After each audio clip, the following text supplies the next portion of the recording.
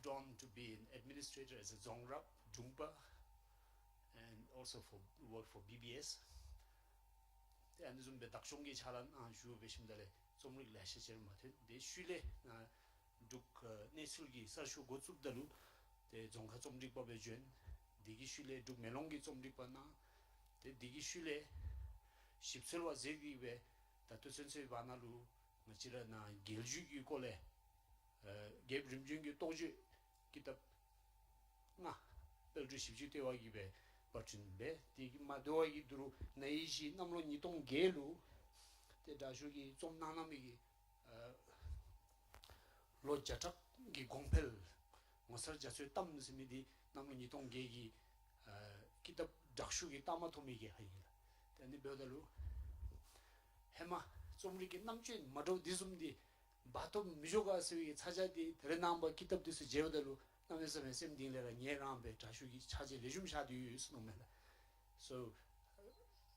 he has published 5 thick volumes on the Four Kings and Jigme Namgyal, published by Center for Bhutan Studies, and has produced this compendium of 100 Years of Development, which won the award, the first prize in a competition in 2008. So it's a great pleasure to have Dashu. Dashu understands some English, so I'm going to sort of move between the two languages. The Dashu gi Gabriel Jingi Tokyo da Jimin Namgi Tokyo Zenano, the Le Lojataki Gompel Zenano, this would zip the rule. Nagi, that Chitang Ketoki Somrik in Namchi Yubigulo, through Loju to the Kuntugo Mola. Tani Kundisu Kachizum Chile took the Sheljun, Majungo Yumilu took the more. 이토고 유미기 익샤디스로 두디 뭐 가데베 좀직 낭풍이 거래 시수 남바신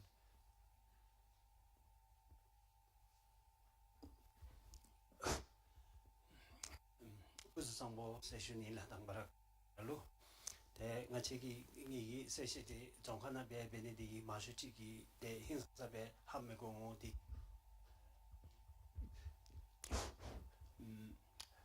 인사치로 디수치 뒤디기베 땡아 Dr. Karmalu so tabni the English nalu chu 뒤디기베 세체치 lokso 제나 세티베슈니 디기슐레 델레 당방아기 기다 이 점고비기 중sen지 주주주바와친 주게합디 커팅 체쇼 주게합디 가즈미기 게합지 되디비나 미시디수 강에 지숨지 요 디비나 한날레 원추 주진기 개합디 좀 고축심들에 다도 천책이 반알로 림바 신두베디기베 타르투 나치기 제부디 개용각 미망로 개용각 매 때 아니디 때 된당 툼바 된 줍디베 대지 조미디 원추 주진기 끝임에 대보다로 원추 주진기 끝이 인사치르에 나치르기 다도 천책이 반알로 때 디수기 남타다 델레 로지 디수 유 마트치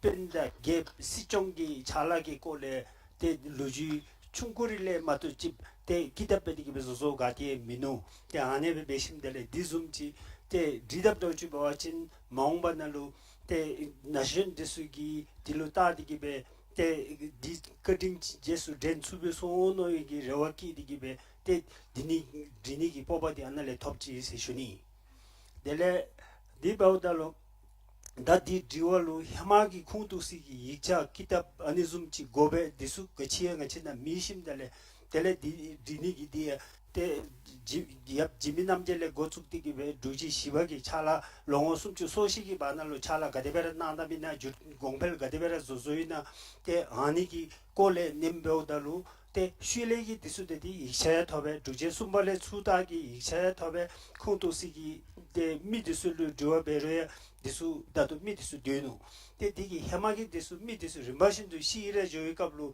때 디수를 디와 케네디야 강에 레샤치 조이 때 디와큐비 캅루야 디 나기 당바라 자 지압 지미남지기 공로 가디지 슈누고 nam chunu nam shano ani ki losik chizo tele kon ujungwa chuki nam chunu nam shano kade konlo kade shun ani losik zoshim tele di losik ki banalo chala gachi gachi nanu tele kogi ta ngache ki derina ba dokshok me 다 코레레신도기 독서 소소 되노 때 아니 독서 대수기 미주 대수 가 되노 코레카도기 차슈미기 미드수 가디 되노 아니 차샵주 베사 때 록수 조디기 베 대수 날레 때 낚시에 베디기 다 책이 당바 로지 가디비 비 델레니바 가디비 비 아니 대수 당바 트랩 레코드널 줌 텔레 이토로지 텔레 도로 도코 유미 대수 파 쿠투 베디기 베데 아니 베디기 베 백업 텐시 인사치로에 나기 디워크미 마슈치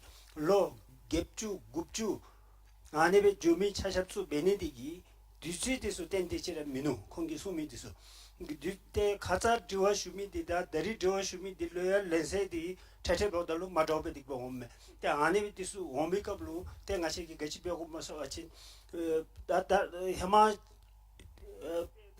야 지민남제 좀 지임도 주와진 지민남제기 깝루 람 가가기 잘라나노 두 개합로 팬비기 댄실로 팬비기 잘람 가가기 나노 아니 람 차첩수기 남탈제 델레 남탈날로 되기 로지 템메 델레 얍 지민 남제다 머지미 더러소소도 람 아니수기 더러코기 콜레 가데비티노 아니수 제 델레 디기 갑루 타페트나 잉글리시 나로에 마가체 조르와르 데수기 콜레 잉글리시 나로에 키답 텐디노 아니 차차츠 나로에 차치타 디기베 테 디수기 나기 콜레 가데비티노 아니베 베심달레 델레 땡켈디 테 디갑루 유미미 디수 라로치 미 오마 미르에 테 나준 베디기베 베바tin 땡아체 바 레베사 나히시 샤밀람 세입 좀지 마친 람 세입디 테마 디 쿠르틸루 룬치 다쇼 룬치비기 차슈디 슈누 때 안에 보다 다쇼 룬치비기 때 얍지미 남제다 고소 우주원 추기 로지디스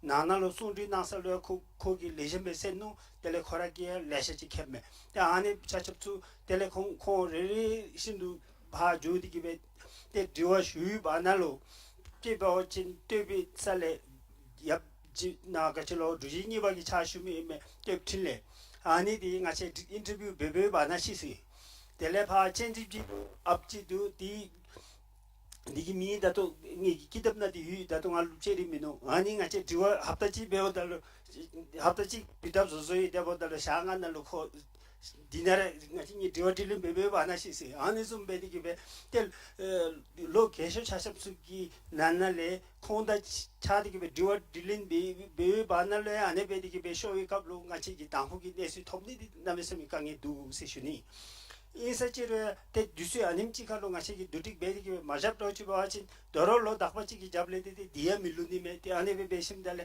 텔레 가체라기 소소기 테 리과게 조이 베 갑로 테 아니 숭 오마디 같이 메섭님의 세대베 아니기 차자기 배심달래 때 페르나 건서 우중원 추기 갑루 바 불릴람메 콩기다 지가 불릴람 다시 잡디기 때 불릴람미기 세디 람도지 디바 쿠르티 아우솔루션 때 아니 베사주디기 디기 디갑로 가데베 비이세 코코리기 얍기 콜로 소소모 가데베 비이세 아니 루지디수 때가기 디에티 테케스나 투베디기베 유이시슈니 때 데보달로 다 아니 디초라 테베디기베 델레나 주지니바기 갑루 곤로 둘레라 차슈디기베 슈누 때 제니즈투고이메 때 제니즈투고기 로지 레세치 켐메 때 제니즈투고기 베사 니지간 로조디기베 입지 합답에 되지 데보달로 디갑로 년 레점베 마센 베네디기 때 다리소소 치숨메 나바소소 치숨메 데 디스나메세미 구이코스시 레샤치 때님 자도 탑고 될수 있으시니 델레 디좀베디기베 때나 아니 게철로 같이 다쇼 하달라 두지니비기 차슈미 엠메 아니 샤샵도 다가가 있나 디소 록스 아니 기타 레리션도 나 유 아니 날로 아니 추다치가 비세 나게 레리니니 슈미디 더 딜리슈 갑루강에 대한 좀 테이스디베 디슈인 델레 아니 공기 갈라미 디에디날로 마추고미 덴타디 가시모소도 주와치 랄로치 남사다 미디벨 랄로치 로 생카네 땅 생카테미디다 날레테미니 따미시멜라 tele ngachireki nanalo hema gerab duk karbo du de na lampe malagi ditu gerab du ani disuki nanale doro logic di namse ta mathim perna te dujesumba tonsa denye ke logic de chigi nanalo banalo yuchi dau 마세와 로야 니 대지기 개발 안에베 텐되노 때 안에베 배보달로 다 가딜로 시샤니 나 잠도도지 때 하고 머스미 차샵숭하기 디나의 행사사비 교디기베 아니디 땡켈 저거도 세시 때 나라기 교 수미디스 가라 땡켈 소디기베 냄베 디기베비 때 아님치 아티치 파 수마친 그래서 So my question was how Dasho went about collecting the information for the 5 volumes that he wrote on the 100 years of monarchy, and he basically answered by presenting some very striking methodological techniques. He said first he fixed the date of birth and the date of death of the figures, and then tried to fill the gap in between those dates. So he used a temporal approach, and then to do that he went about looking at who the milieu were, especially those who were partners of the rulers and also those who were opponents, and then went on to study the lives of these people. And that he did by referring to written biographies, and where there is lack of written sources, he went on to interview people who had direct experience or had some oral transmission of the information. And he said he gave quite few anecdotes of how some of these interviews came from very old people who even died in the middle of the interviews, and also about problems of different versions of the same story, and how in fact some individuals would differ from what they said just the day before. So he was discussing such major sort of methodological issues on how he collected the data, and having received all this data, he said he had to evaluate them based on other evidences and corroborations. So that was the brief answer. Look, Dashulullah, Machi lo jatachi di la, Devi lo jatachi di, the Dujahabgi, that's a dingy dis, golden age se the Shaba Chamudu. Then Machi lo jatachi dinalu to be midinalu, meeting Osatan de Madoch Veju, Perjugi neta Madoch Veju. Chapsigi netande desigi rushumi de judi de geljudi rimbalu judi te dizumbera da lo jatachi gi hemamigi lo ngabjalle di debe lo jatachi na lo lashagi da juro bom thins no tani juro thunni chodira nale da chisundu zumbe uti damba da jelju shuni di yime te na dashugi tujile bewachin na hemma desigi rinlu yumidinale dirab nishuba gotsubdalu geljugi rinlu nalu supode machi dubigi sigi rinlu di juwa jomigi jumse gachi oname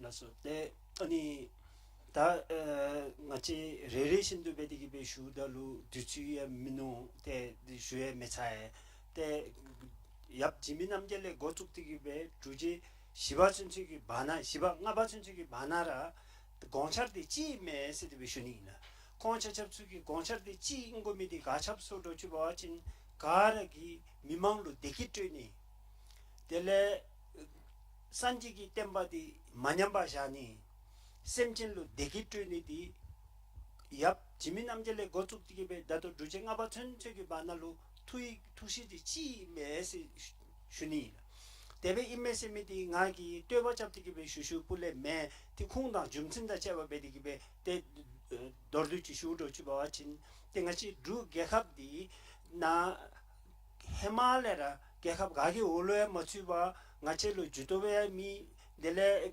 gachelo ngachelo thungenya kai mi di besachiru rawa ransinbe lugumidi te dirab gebe nannalu 우신 고르를 붙이기 매ner로 징기 라발로 땡디기베 이모니 데 두추날로 같이 가수미미 고비나 아니 틱틱틱틱 베디기베 나 해노세 해마기 게랍 디순날로 제외갑로 해마기 로지님 디순날로 제외갑로 틱틱틱틱 베헤디 되노세 슈니라 페르나 데 해망 같이 두바까지기 때문에 몸이 해말로 때 열레마 빌레마기 때 빌루 데키 가데베 몇 테테위나 텔레 딜루 땡디기 두비 캡사 같이 톱톱이나 디수 가라기 마케 미노 시슈니 제 샵중 지민남 얍 샵중 와남제 나 준심달레 샵중기 차라 아님치 제비캅루 때 강에 마토마토 레셔티 슈노 디수 로지 가라기 케메샤 샵수기 켄때 남에서메 세시 슈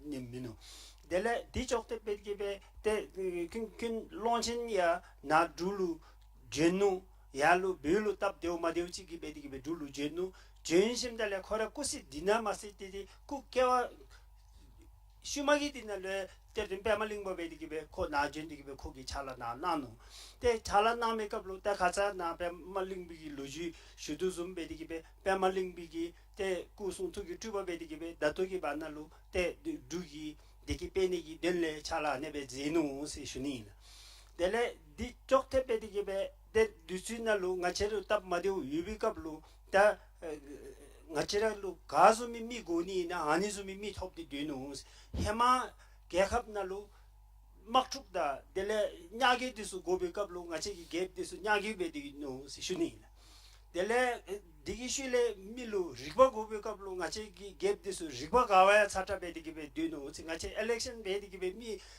붐촌날레 투투 뿔레 메 아이기 가케 미 디랑아시 갭 베디기베 차자도 데보달로 아니 갭디 냐게 고비캅루 냐게 탑시 고비캅루 탑시 리바 고비캅루 리바 텔레 다 장축기 셈 고비캅루 테 디라 유미기 장슈셈 바장자 데베 림바신도 제미디 테 두비 치팅기 쇠남이나 우진 고르는 것이기 투지 진랍이나 같이 나갈래 슈니미 때 다도 아니 베유캅루 다 아니 다도 나기 디술로지 슈구미 된다디 니기 기답 얍 지미남젤레베 두지 나바 천치기 나나루 갓게 공처디 지유시 슈구미 된다디라 텔레 방미시티수 얍 지미남지 슈비캅루 나치레기 낭투 마인섭티 되지라 피하기 차다 마인섭티 되지라 때 zambilling 숨체 니 올루츠미 브리티시아 차디기베 동렌 베고미디 나치 아니 숨치기 동렌 가데베 베츠니 디레이스치로 디갑기 로지디 년디 타오토치 바친 나치르 두게합 좀미기 게 마인섭티 되누라 말레파 파하도 아삼카들로 게보 아함레 고축디기베 축하도 때 덴종 게보 천치 마고시비하르 게보 레세 되노 야장카들레 되노 말호카들레 되노 이세치로 디수 림바신도 예레 나체레기 디지 최소 나체레기디 때 가기에 갈레 나체레기 와사디 마쇼 가라기 도로 디 마쇼위 굴루 나체레기 나나기 데키 존이디야 때얍 지미남지기 체다잡디기베 코라기 낭주디 좀마쭉 저주바친 미세디슬로 강에 가디치 되지 사와친 미실로에 슝바다 게르바스 되누라 슝바 차차주 슝기 캐디 주굴루 붕기굴루 가라굴루 캐디누라 델레 게르바데수 람 취지 둥 디수게 올루 되누라 디술로 다 캐디로 폭탕디로 따우저주바친 디수 나메셰 마세기 밀로 데키세오 마발레 미비기 디수 아니좀 짓나 되누 텔렌 더러 테테베오달로 코라 낭투기 갑루 다터 또 자초에 고샥티기 베샤다자와 조고 탱곱다 텔레 암수디수기에 잡카 알로에 바 자케 바 더러 슝기 도박티기 베 조고비기 디갑 아니좀 되누 아니 차샵수 리마신도 점니기 탑루 얍 지메 남제 tonsaperlo기 고넬레 때 게합기 갭좀집에들아 거기 왕차기 입지 서들기 잘라디 거기 제사노 세션이라 델레 우정화축이 담날로 우정화축이 다 아니 케데서 마신도 마팝 델레 나체라기 나 밀레샤치 디갑로 트레딩기 튕긴 가에 메발로 땡디기베 림네다 아니즈미기 밀레샤시 손을라 때 아니시미 차샵툴로 더러 때 거래기 게르기 띠르날레 뇨디기베 때 아니 맹기 튕긴에 디간레 수다놀라 야 우정화식이 갑래 델레 디좀베디기베 다마 케디수 리마신도 밥 dele mitusuki nale kashuchi bak joye kablu te do bak jogobe me de do dirula minu tele ani sumiki do deriye omme nabaye omme nase oani beodolo milu dumi mimi shashap suya kogi ma parchatan di garagi do deve kemi shose te ani sumiki nimbe dinu tele di chokte bedikibe te duje 다 고기 값로 산지기 땜바시 아니기 될 우정화 주기 값로야 나체레기 날로 조 아르 우르 디수기 때다 아니 산지기 땜바 룽당 똑바니기 님베고베 아니 로도기 땜바디 입지 냠디기베 분하게 다사기 초코데라단 데 마투집 남에서 입지 미비기 굴로 투비 값로 날레 때감 적신 시리생기 셰다날로 날레 부스디수 야당디기베 때 열레마 캐보텐 때 두바 톱디기 아니베 전노 나기 랭 모마디 미디나로 기두 대셔윤디 기두 셋업다 텔레 테조 두밍가 저라기 소남다 구르름보시기 룽텐다 투지루 땡디게베 테 해마기 시기링루디 고샤베테 젤주 삽주미디 디 스준치메바 몰라 다 마시 다 아니디 디 슈키베디기베 인치민치 우정원 yap나 건설 우정원 측에 차다잡디기베 미드스 거기 올루츠츠베야 가야 맨맨 세션이라 델레 미드스게 저라 다스디베 다투좀베디기베 보트 잡디기베 투츠 맨맨 디스 란신 슈키베심달레 델레 디캅루 테초둡날루 takshokho 텐니디기 델레 카라기 야 슝을행게 카돔디기베 델레타 콜루 마토와 탑미베 야순 그때 디기 마세 다 디수기 튕람디 같이 모서로 주바진 얍 지민남제기 갑루 마 자가 디갑루 브리티시메 브리티스 체가 잠시베디기 비차다 잡메 텔레 건서 우정원주기 갑루 마 브리티스 체가 잠시메 마베심달레 차로 롯데세베 조샵메 조금이 된다데 계시면서 두 개합기 데도 따내기 될래 딱 거기 아빠들 잠시 베서지래 거기 들려 다운디기베 두 개합기 되다 하심들레 후제 메진 같이 야 같이 자다 비기 많아 들어 비들은 땡디지 미노시 코라에 땡디지 미니디기 코고 해마기 같이 총라메 야다 메틀라메 마쇼 야다 되노 인서지로 코라 딘디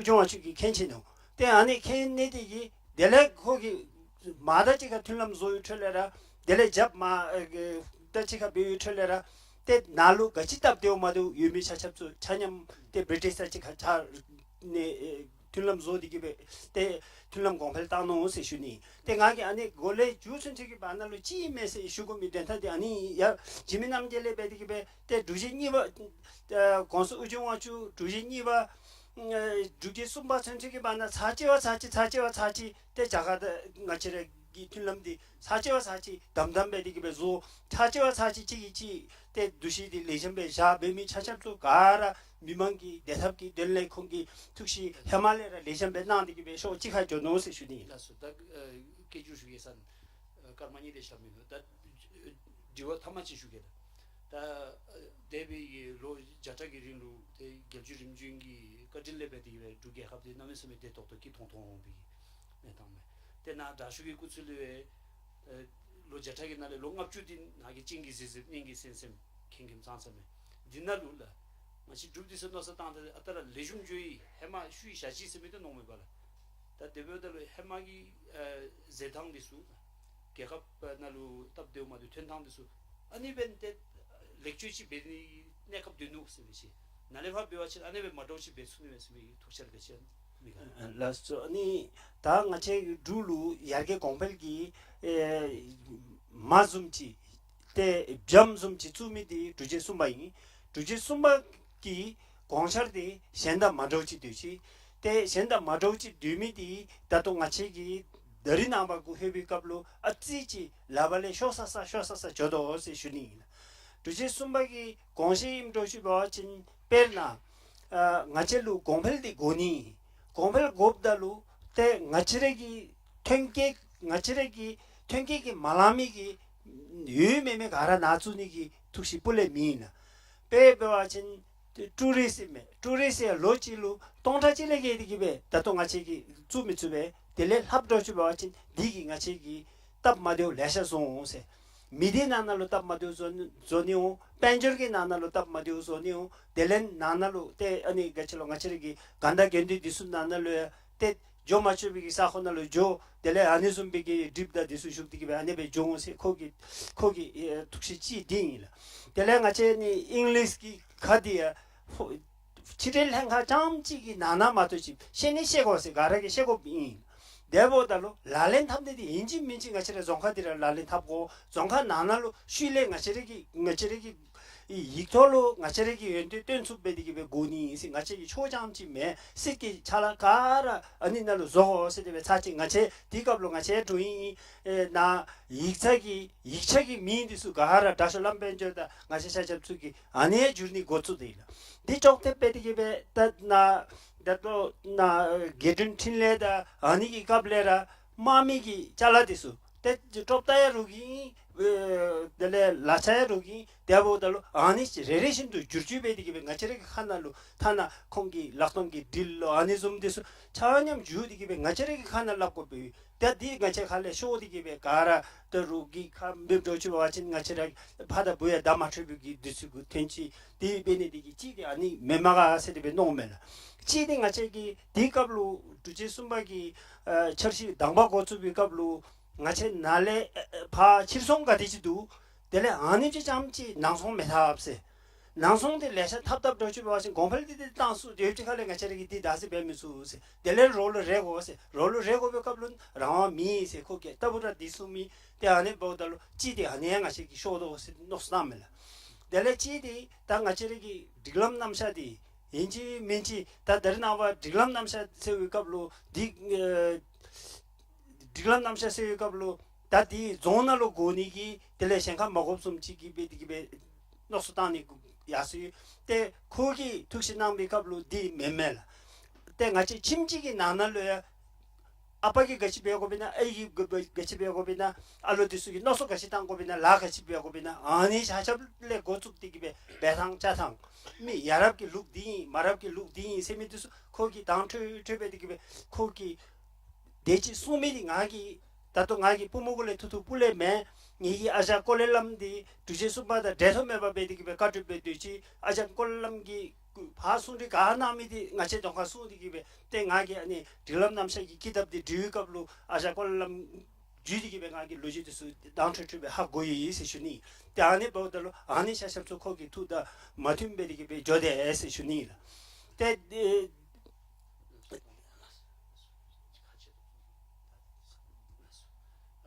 Do you have any time for questions? No time left for the audience. Oh, I'm so sorry, and I of course didn't even interpret the last two responses, long responses that Ashok gave.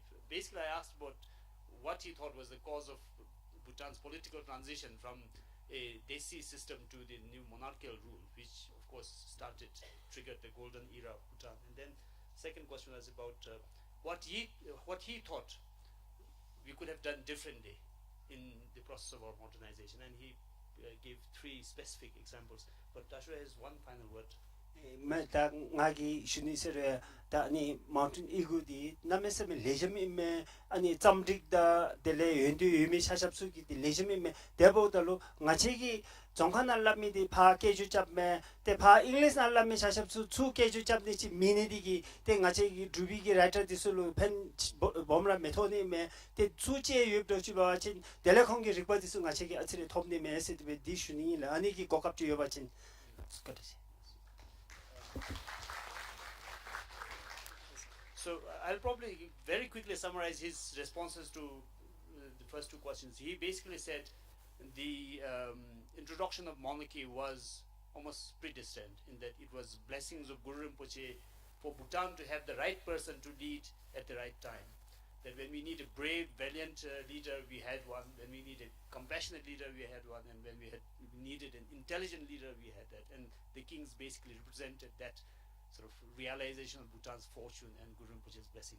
And then the specific examples he gave of what we could have done differently in process of modernization. He said the third king, as the father of modern Bhutan, under whom he served and his uncle served, he said had a vision to have Bhutan culturally unique, and therefore the third king really proposed and planned a very conservative development with very little external influence, or only sort of necessary influence from abroad. And then particularly the third king wanted English to be just used in the foreign ministry and Dzongkha to be used in all other sections of the government and state. And he also pointed out that the third king was very particular about import not outbalancing export, that export import should be balanced effectively.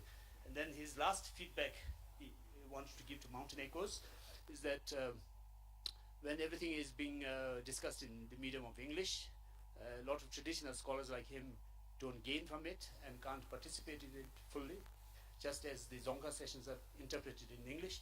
If the English sessions could also be interpreted, summarized in Dzongkha. That's all.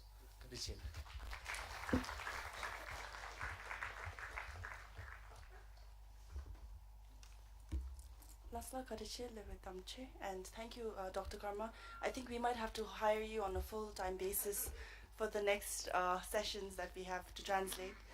And moving on to the next session, pilgrimages are more than mere journeys. They are journeys of the mind and soul, and have folk tales filled with devotion, magic, and mystery associated with them. And it is pilgrimages and the journey of folk literature that we will hear about in the next session. To introduce our speakers, we have Dashu Sangye Wangchu, serves as the Privy Councillor of Bhutan. He is an expert on Buddhist philosophy and has presented several papers on the subject at national and international seminars. Along, we have Live Lungten Jatso, has an MA in Buddhist Studies and an MA in Sanskrit Literature. He is the director of the Institute of Language and Cultural Studies.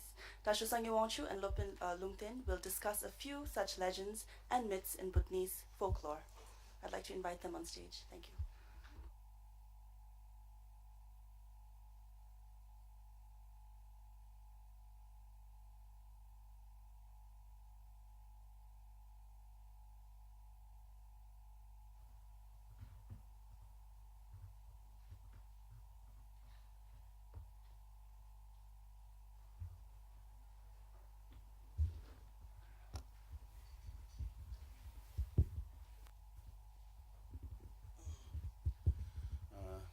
Sambo tato ani sungdegi tato namju du chamede de dashudam chilun da Dr. Kamba Pinchanga chira dugya khamna na lo that kecho yena mena imdi garagi kensai di nande ni le ngachira gi da ranglugi tole tesam gomsum nya nandigi be that kebigi tel zomi de ngachira dashudam chilun du somchi ba wachin da ngachira dugya khamna na lo that Tarayana pecha satum bedigi be pecha ki tolebe the kemmato mashuchigira that the horagi nanalu yubigi tuju yunten shen bomb gadim chibina makemi yubonga mission the bodalo ngachi anisumgi lerim nalepa the chama tokshuk zedigi be telen the kabatisu gaga yubina di ngachi habo tsunimes dan bendigi that to nale kabani tingda di ngachi that na lerim di beodar yaya zasu chibe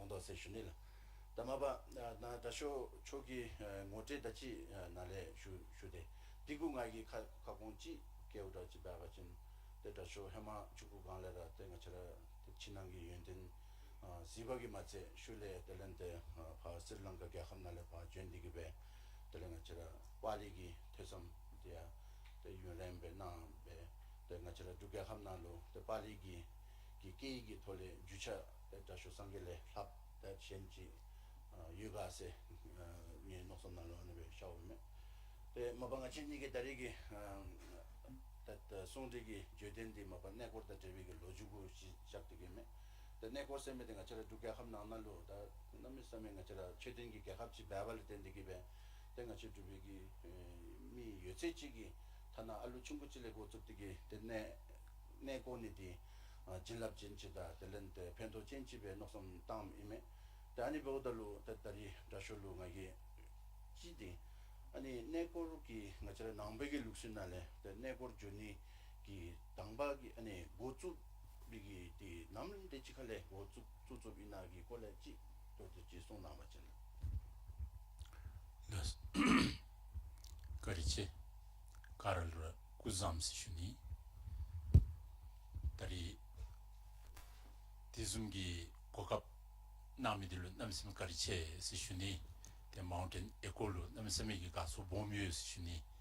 대 디숨베디기 다리 제자데 딜레네 고르데 디비기 로지치굴 벤디기 남심이 레심메 대 디숨베디 단날레 나기 디술루 쿵께 수가 미수와디 내가 도파유 시슈니비 인디베루 나제 해마 암백기 잘리니마도 플라타타레 나 인심이 진티날루 자마토고세 저카디베루 자마토고세 입시디 우츠잡디기 베테 나자 자마토 테시 시슈니비 디벤디기 다 zon카마 케메디수 옴니에수 지원 데 zon카 케메디술라디데 데마토치메오 세디기 슈니비 인디베루 나차라 셈카 자곱디 마치 두개 함날루 개합디 춘쿠치 밀럽디 뉴스치 zon카자미디 뉴스치 디베오다 나차라 두 개합디 날루 zon카 리트리처디 카체스 슈니라 디벤디기 가라기라 zon카 짭습지다 zon카 년습지다 zon카 티습디 가라기라 제고 시슈니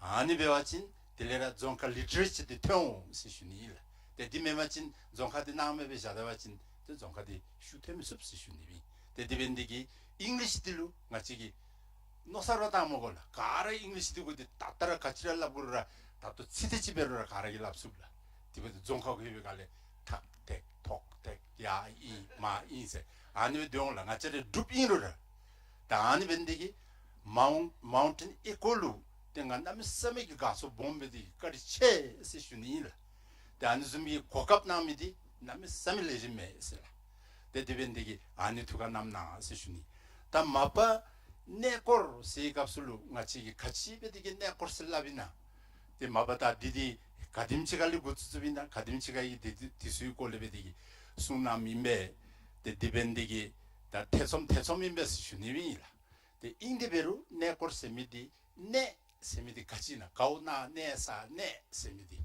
네 세미디를 된달래서 둘라 네디기 데미칠레 네 슬람멜 네 땅들레 네 슬람멜 데 같이라인루 네 세미디 해마 같이 구치지 배차디기 디기 슈디루 네 슬랍디기 땡 아치기 배 조다 데 디벤디 나치르 둘루 배와친 베나타 네 세이갑술레 가르이라 가실룬 음타 잠벌 하강 바로 기추 딱창 아자네 데 아누즈메기 두철레 아니고 너스나온 걸라 데디 같이베 너스나입니다 데 아누즈메디기 데 디즈메디기 다 디즈네 레셔 두모슬라 데 디즈메디기 나치레기 야 별로 때 야소바진 데 별로 데 사미에 침풀 세우테 두철레라 하사 조 세가 같이 게임이나 상파다 디즈메디기 또 강리 세이갑술 다 디즈메기 들레데 다네 레셔도 네 같이 수도 스티임베 데 디즈메디기 페나타나 ngalu ne 수치톱지 디페나페 마치레기 삼예 줌질리 잡았지 레벨 루무치기네 데 꾸이네 데 다기 양종 셈지도 숭 삼예 침푸 투 야룽시에다 틸레 딱상싱게 삼두 안줌베 빨 대쇼기 콜로기네 또 강리 라소바 아니줌베디 다 같이 자갈로 좋아진다 두찰레랑 같이 같이나 도지된 생각을 가르 엑사이터팅라 아 조니스 마테 빠네 저 주이스 디베오다 나라네 저 조이나 송잡아 조이나 등가 미시벨라 데 아니슨 벤디게 델lum비니스 데 상게 충시기네 이세 델렌 쿠시나가르 스디게 데 잠쇼퉁 스디게 상게 공반양엘레 데시기네 데 디즈베디게 와라나시 세가 상게 땅바테 슈코르 꼬시기 데스 네 데 디벤디게 덴바시 당바 순시기 때 두바 시질로 주고 당고 거시기 네 스디기 아니즈미 스디기 뜻을래 남도디 오이 가술래 네 세메디 인가칠로 셈리 뷰 가디치 규우메라 데다 뉴스 주고라 데베어치 디셈 레샤민 데베오다 다다 지날레 레베게 수미메 디 남레 구스치가 스디 네 디스 네 제니기스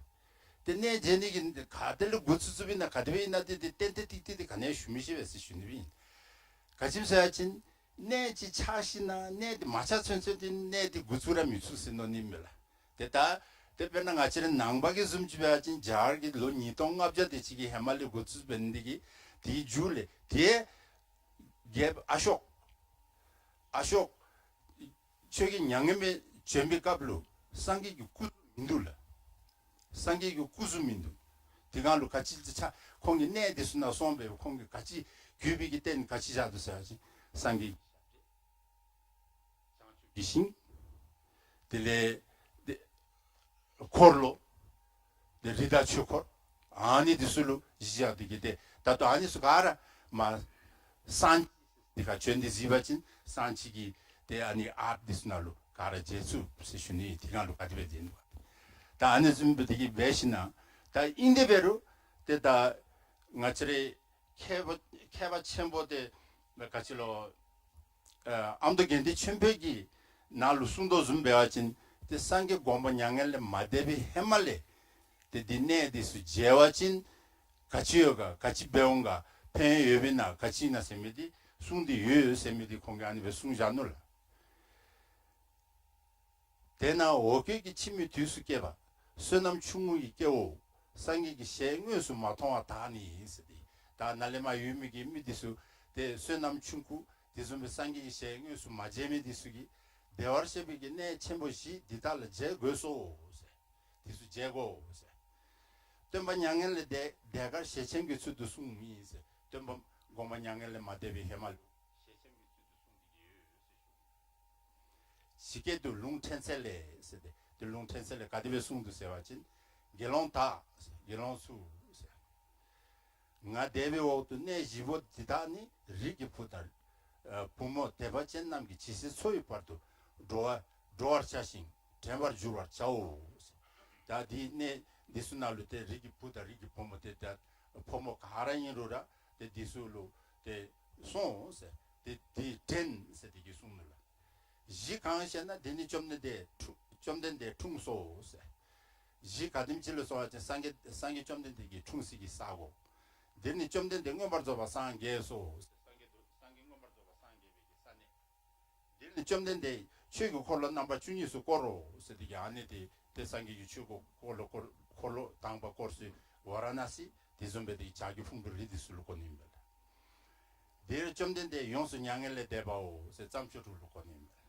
예론타 nga 데비 오도 들 최된 거로 왔다. 최된라 차세와 다 온기 대다 디게치 저버차데 셰바네 nga라 데비 뒤체바 대다 탐지기 대조이 토르네스 지된도 소 개버송소 다니 나온디기 내제 수 따바친 나다 제오데 케미 데 시표디게 데 덴도 토르기 내수 게옹스 다 디즘베 딜레말로 다다 좀질레 구츠 좀 집에디기 데 슈니 세슈니 가리세 I'm required to interpret this one, no? Do I? Okay. Dasho expresses his gratitude for this forum through which he is able to convey to the Bhutanese youth that Dzongkha has to be brought into utility.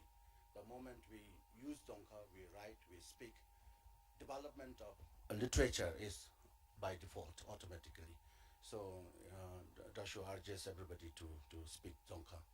And English, of course, being an international language, not so much of effort is required because you see it, you can get it through all forms of media. Dasho was trying to explain what a pilgrimage site is all about. He's referring pilgrimages are basically related to places or related to places of activities of a certain spiritual personality. And the history of the concept development, the concept of pilgrimage in Buddhism started with the Buddha Shakyamuni, the historical Buddha himself 2,500 years ago. Just before he entered into parinirvana, he asked his disciples after his parinirvana, his disciples should visit the four main pilgrimage sites, which is one Lumbini, which is the birthplace, Vajrasan, Dorjiden, Bodh Gaya, which is referred to as the place of enlightenment, and then Varanasi, of course, his first sermon, and then the fourth one, he entered into parinirvana. So this is how the tradition of going for pilgrimage started in the Buddhist world. Shulu ji ani da ngachigi darinaba ngachi dubigi midisugi that nekor jamchigi madawa tetana ngachigi duzang disunale paya tetel hakang gyende disul palepa jenigi suichi wa mulla dani bodalo ngachira dubigi midisugi that di jugubigi jumsendi gachina dati mangshuchigira datigi hingsangsabe yoga se dokpachi gachimsaajin ngache chachakap chenju boloka jaremdalu tetel hakang gyende nalepa kami piwilo ne jewi le se chi dubala tani bodalo ngache dubigi nekor ba disugi te nekor nalepa judalu te 가지베 삼바 군롱기 돌레 베디 베스치로 때 링가기 쩨람기 카톨레 베디 베스치로 같이 숨기 기 짜제레 잡고 유빈나다 다니 배우달로 디비 디기 펜바 때 내고 조이기 펜바 모마디 같이 숨지나 아니 콜레지 손나 맞잖아 그렇지 과가 다 치수도 좀 네 세가술 다 περ나 다 같이 상기 좀 된데기네 디즈메 구르름 붙이겠네 텔람 겨우 고마디수 주비기 슈 덴사 하가 겐데 디수 가라 내기 장수 쓰메발 다 아니 벤데기 네디 같이 베디기 같이 디날로 조거베 세와친 다 깨부 담바 베나 상기 좀 된데 같이 슈고민데 깨부 담바 때다 딜레라비기 깨부 담바 때 민누 디즈메디기 장수 셈비기 주바 디즈메디 텔레 줍탑 게주 사실로 소비기네 안수나 조다 디나 젠데데 같이 파송데 디날로 네라루치들 하 견데메메 네치네 버신 디날로 사다 도다 자푸다 신지와 하면 쓰시니 디베오다 같이 셈케딜로 같이 없어야지 와 디탐푸 상계 숨지베야지 상계 안날로 춤추비면서 상계 안날로 공부냥엘레 대소도 상계 안날로 디갈랭 같이 셈칼루 디 코르디 상기기 연된데 젬비 값을로 델랭아실로 메바케오 데바케오 데바디케 간데 데바디 같이 베케 데마바디 다치날로 순두좀베이 다 도르 춘주자 브림다 데 까미다 베박디 좋아진 데다 춘주 잠지게 된다는 의미에서 노멜 데 디베오다 같이기 디딘 노삼 데베타니며 쓰시니 디숨기 깨부터 걸 레베rum부치 이루다스 겨 공마디 수슈시 하가 견데 같이나 좋아진 디기 꾸숭 투기 연된디 마치기 셈칼루 된 아우 디수기 마치루 지 제옹 마치 딘다 좋아진 마치루 때 편지원님베 캡상치 텐님베세 캡사디 같이 때 가랑 같이 로도라다 시 개팜지 배워진 나 팜용 노디기 때 로디기 나 게니기 된달로 당아 신임에 시워진 가때 좋은가 스노디기 디기 사객이 다 구체 숭치 책이 다 책이라 잡고 쓰디 안수비 짭 refuge go to refuge 미 모시나 다 아니 벤디기 다 딜로노서 같이 단 거사지 란잠치기 된달로 멤버베디 다 란잠치기 된달로 노스난데로 뜨벨 멘디베루 같이 태과 침부 겐딩기 때 태과 침부 장수 수발로 된데 셈쟁가라 아니스면 가슴베라 차게 오 데디벤디 콩기 된달로 땡아기 지칼루베디기 콩기 된달로 땡아기 됐다 디나손데 까메치 피 로아심제 탐 상기기 고포 토버 자위 집들로 톱주 상기기 고포 톱주 둥알레 퇴주 아니스면 멜람답디기 피와진 데멜람데 란덴두 젠덴두 데 담페요 봐 젠덴두 란덴 레기두 젠기 라치 베다시 랑기 라디 랑시기라 투비 아니었어 난 다르나와 디멘데 랑기데라 사인테 마도 젠기데 사인 침주메데 말 아니벤데기 노사데 아니 자체를 땅고 쓰시니 데 아니숨베디기 다 디술루 데 노사데 레십집에다 데 멤버베디기 같이라기 다도 춘주기 된들베라 춘주데 데 춘주디 같이기 된들리 같이라기 라이프 된들리 뭐시라 라이프 된달lunga paso gobenga tosi sa gobenga chi lachi bego dimema chingana tolop metobenga labe minde diminde seingale dibeoda semchen karagi nosa matarora 두개갑치기 ngachil미 붕든데지와라 민둘라 아니기 된달lunga 차슈니 싸웠음로 차슈니 레셉치 배신나가기 개갑들로 개갑 숨죽게 된다로 개갑기 라와란싱게 된다로 개갑기 공백이 된다로 나 라치 배고베 디벤딩가 아니지 주춘주들 레셉에 탈교하신 아니 베니 세비기 너사시 단데기 베데로라 데디기 케베 몸유 세슈니비 The show explains the purpose of pilgrimage as connecting ourselves to the activities of enlightened beings to understand their way of life, their dedication and commitment, and their realization, which is very important, and therefore, when we visit temples and monasteries with the intention of just passing an examination does not really qualify to be a purposeful one. But nevertheless, what we can do is, even when we are thinking of our exams, we should not think from a competitive angle, but to develop competence in oneself to benefit others. And that is the whole altruistic approach of Buddhist thinking, that we work in coexistence and understand things better rather than pursuing things for one's individual, for the sole purpose of individual benefit. Any 시슈다 진수에서도 담바바 지단기가 진 낭바디 수기 디딥장 소사세 디바장니 디다 디딥장니 디다 소사 이슬람메발 다 디딥장 세가슬로 나체라기 룽아 예숨르비 네거티비티기 액션기 저 accumulate 베자미기 아니 디스마 장니기 탑세디다 델레 accumulation of the merit 데디 추 돈이기 된다 들이메발 다 merit 세미디 가dim질로 고 세와진 데가 다리 슈자오베 고갑터베 가서 마치 이놈메발 merit 세웠다 남스면 같이 마려우지 톱니 디가네 맨스슈니 마치 근셜로 최바피 녜롤로 짐바당 베갑슬로 근셜로 최바피 값슬로 마치기 샘칼리 소디긴 다치 샘게디 샘제 탐지기 디갈레 상기 장추 샘바스 투 게임멜 와 이때 코가 아님지 병매 다 디벤디기 남스면 레지메스 투게 람빙알레 소사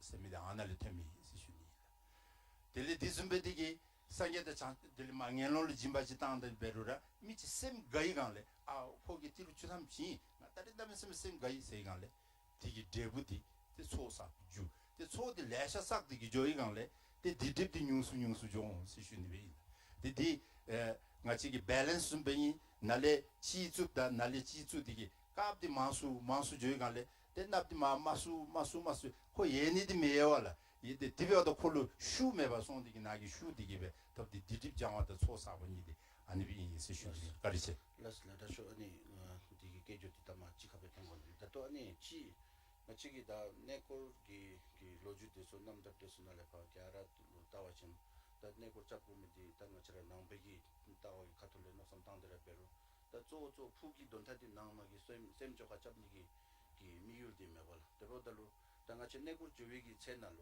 다 가우디 수기 제 메발 다 페나 벨루 베와친 때 페나 다 야기 자리 롱코르 숨지 베와친 때 다우다 다우베 때콘 아네베 때랑기 소디야 때때파 년가치 날로 사고 년가 축자 아네베 예데라 베로 때랑기 최소디야 뢰땅디기 바네베 조이 nemime tani bodolo ngachi kau sugi kau cheptalo te ngachagi nangba gi nem gi gyobadi te nana gi semdelo te shiwa da dewa thopni gi nem chi bewdo anagi bana gi dewadi kadebe inani kolji sonamba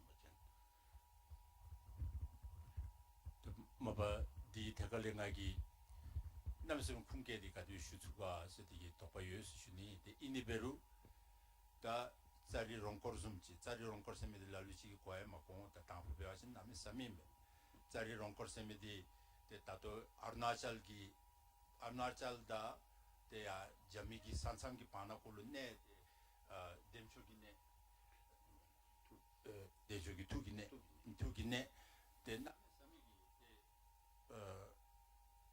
디네코르 조도 남으면 가차임벨 대자리 롱코르 세이갑술 마 롱레 마 타말레 바 코르코니 디기 디날루틸레 출레 삼자고 출레 메테 자울레 바 마테 라루치칼루 디날루틸레 데 로바스 팅알루 로바스 라비 메테 다토베아친 다파 트라이브 디스아니즘 여디기 디수기 델레 나셔널레 가티 쿠테메살레 다자 델레 미세 아니 벤디기 아니숨 까우체디기 류기 톨레 까우체디기 베디 데 디날루 데 류기 톨레 까우체 잠시 멤베 류기 톨레 까우체고베 나기 톨레 까우체고베 이기 톨레 까우체고베 가침사친 이기 톨레 셈슈디 땅아짜리롱 코딩하라 시루시 선루스가 조라존에서디 생기날레 셈슈치 마키 천천 데 좀이수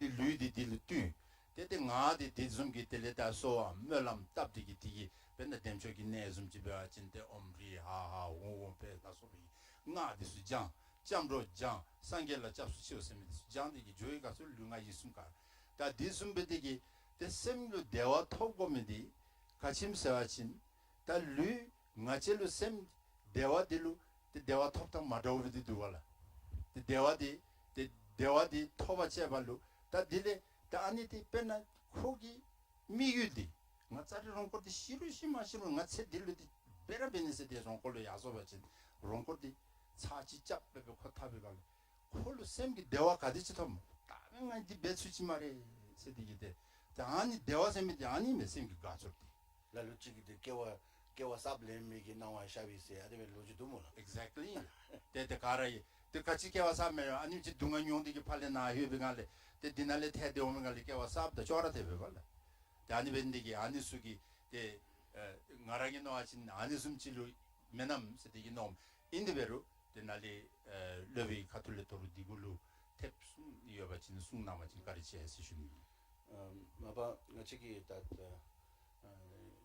다치 뭐마 아니 나치기 로니 동갑적이 해마 상계기 거라 군년을 대렴들 셰침베 나 마제미 디수기 다나 제우다 쪼라테베 질랍 주고 바젠 데네친 실루 주고 오세 데 구담사 데는 파 구충사 데는 몸바 쪼바 상계사 초고 거사 냥을 대사세 다날루 따와잖아 릭박이 아니베 냄베 바젠 다니 데 디숨기 깨부 담바 디수기 셰슈비 갑lun가 치기 코나기 미기 마통발레 텐디기베 때 공기 아니기 슈사기 싸고 디스날레 파 조아진 때 아니기 깨친 담바 디수기 제바틸레 디스가 치기 셈칼로 제니기 같임서 하진 나체라게 알아 마쇼라 직템바치 배발 텐디가 저렇게 라다 자와 소소베 유발 텐디기 때 안숨기 녹섬 땅이게 고갑디 마토발레 텐디기베 때 아니 수 제니기 고갑 레니기 돈로 베시날레 때는 나체라 수기 가우치 벨루 숨집에 하신 다토야 파 감기 카톨레 때 하사 조제와 홈달로 더 숨숨 시시 킬로미터 할람 같은 좋은걸 doctor 경모 동차 되지 장차 람다디 장차 세디기베 때야 하사 더 숨 시대지기 잡래야 하사휘 때는 하사로 로사디야기 nem 디베시나레 때를 점지야 조르메 때를 공기 초와 튕긴 디수가 되면 뭐서 하신 때 람다디로 안에 차 체미 디수 통달로 된 조줄바 디수기 때디 연자르 베디기 베테 라루치기 뚜 진설레진 라루치기 세 디수 진설레진베 다니 베오달로 때 랑신 니찰로 때디기 네고디기 햄바 안에베 조데메 마토 다리나바 숨집에 와친데 눈코나로 주 텔렌 사퉁 디수 바 주니기 기 다리나바기 네메메 데보달로 해마베와친 때 디수기 튕게 나네메 메발레텐데 까우체데라 조고벌 다나루 따와친 땡아치 네고디 잠도도베 조와친 다디 다디집 다니다 다 셈루 데키 샤니기디 가다베 온가서 노멜 랄치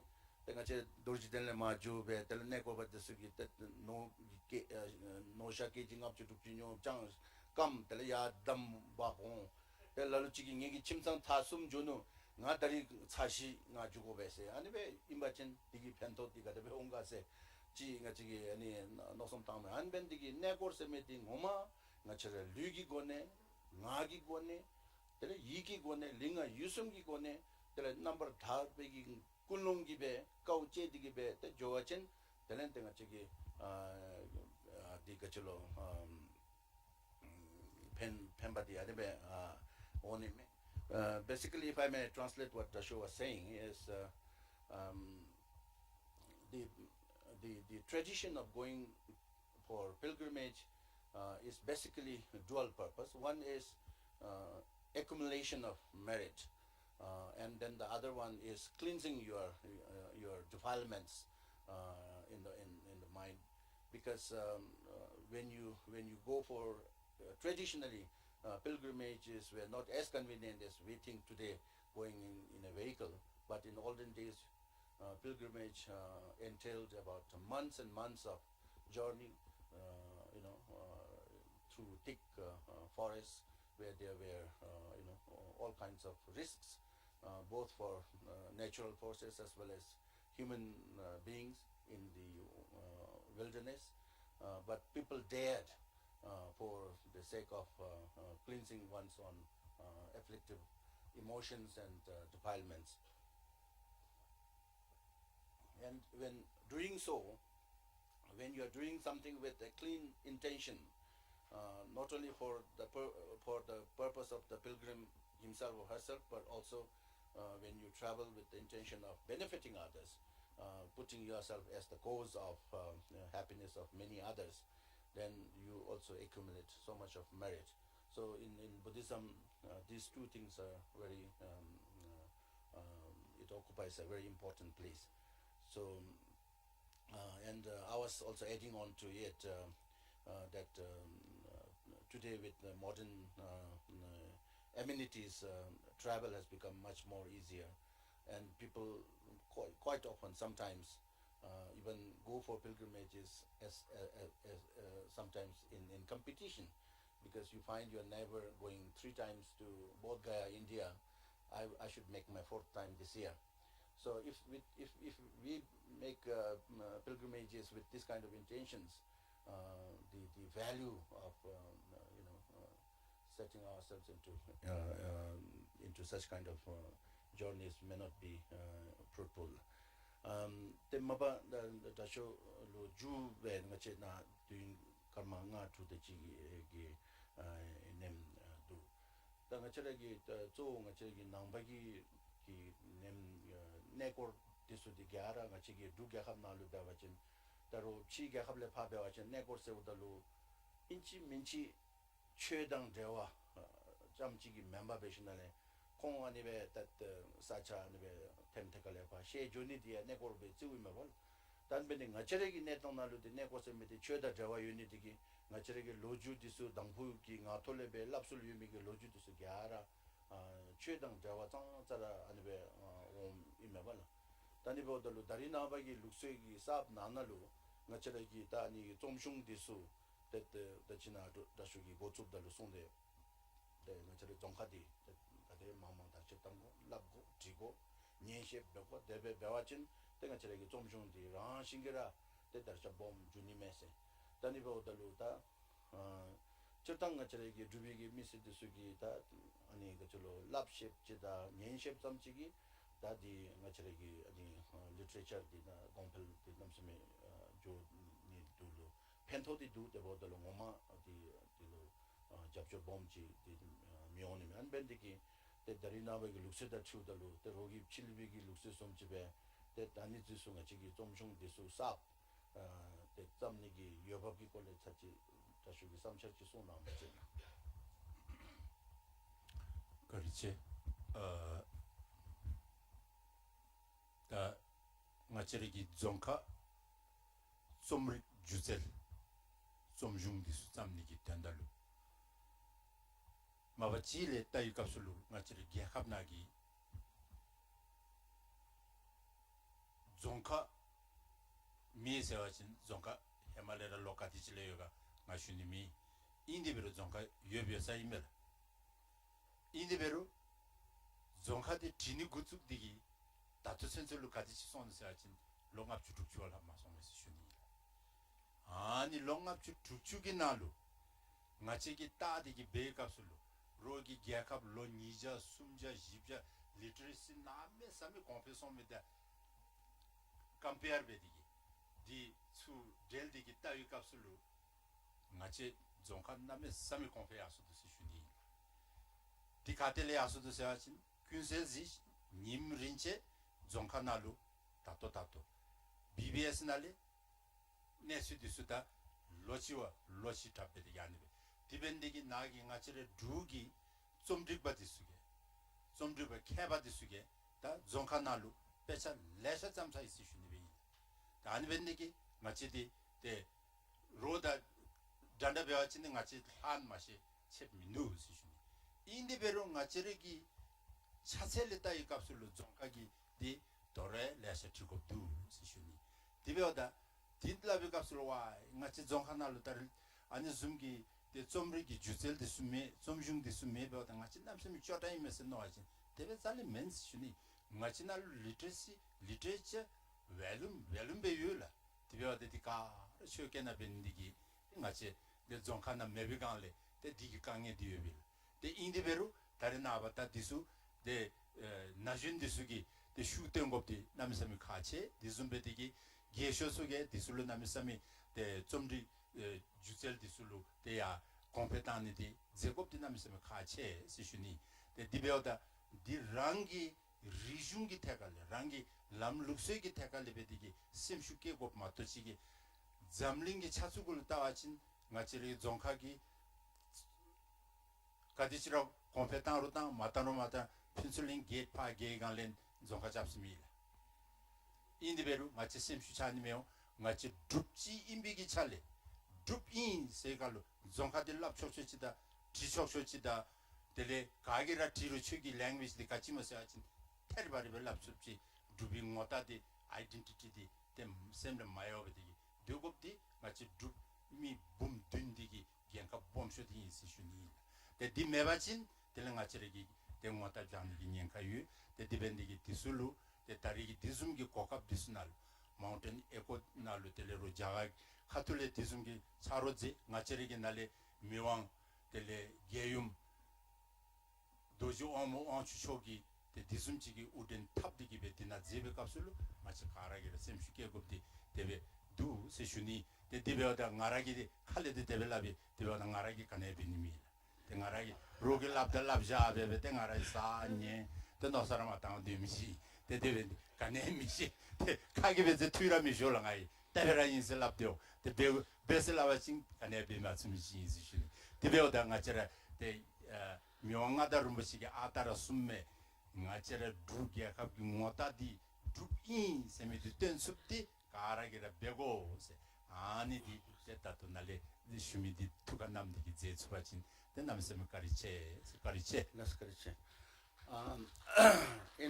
In response to my question, what is the status of Bhutanese literature? Dasho seems to be convinced that our literature, the history of our Bhutanese literature is not more than 50 years as compared to other literatures.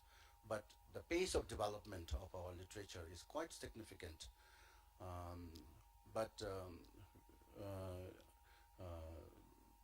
However, we have a long way to go. But this does not mean that we do not have literature. We do have literature in the textual language form, which we call the Chukye, which is common to the entire Tibetan, the Himalayan Buddhist world. But as far as Dzongkha is concerned, development of Dzongkha literature is concerned, I think each one of us concerns this responsibility to contribute, because Dzongkha being the national language, Dzongkha being one important aspect of Bhutanese identity, Dzongkha qualifies as one important aspect of Bhutanese identity, and therefore to stand ourselves unique, each Bhutanese must strive to learn this language, speak the language, write, and thus contribute to the development of Bhutanese Dzongkha literature. Thank you.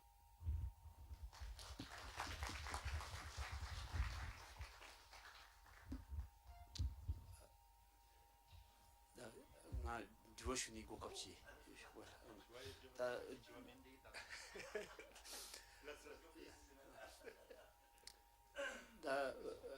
나 도친다 다쇼 니시라 주제 합이 미데나네 데 고팁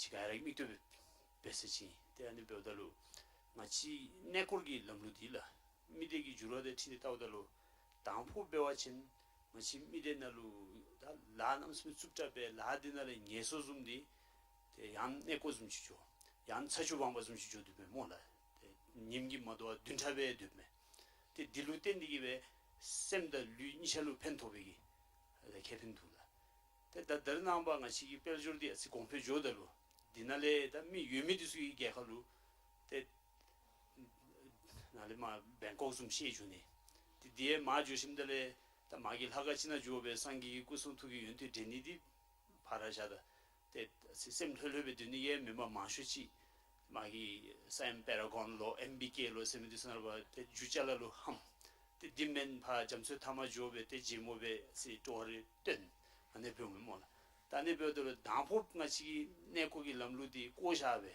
드르나버기 내 고기 람루 안좀 템미디로 나니기 공철가 되위 개합로 랍자가 좀 신나니 디치다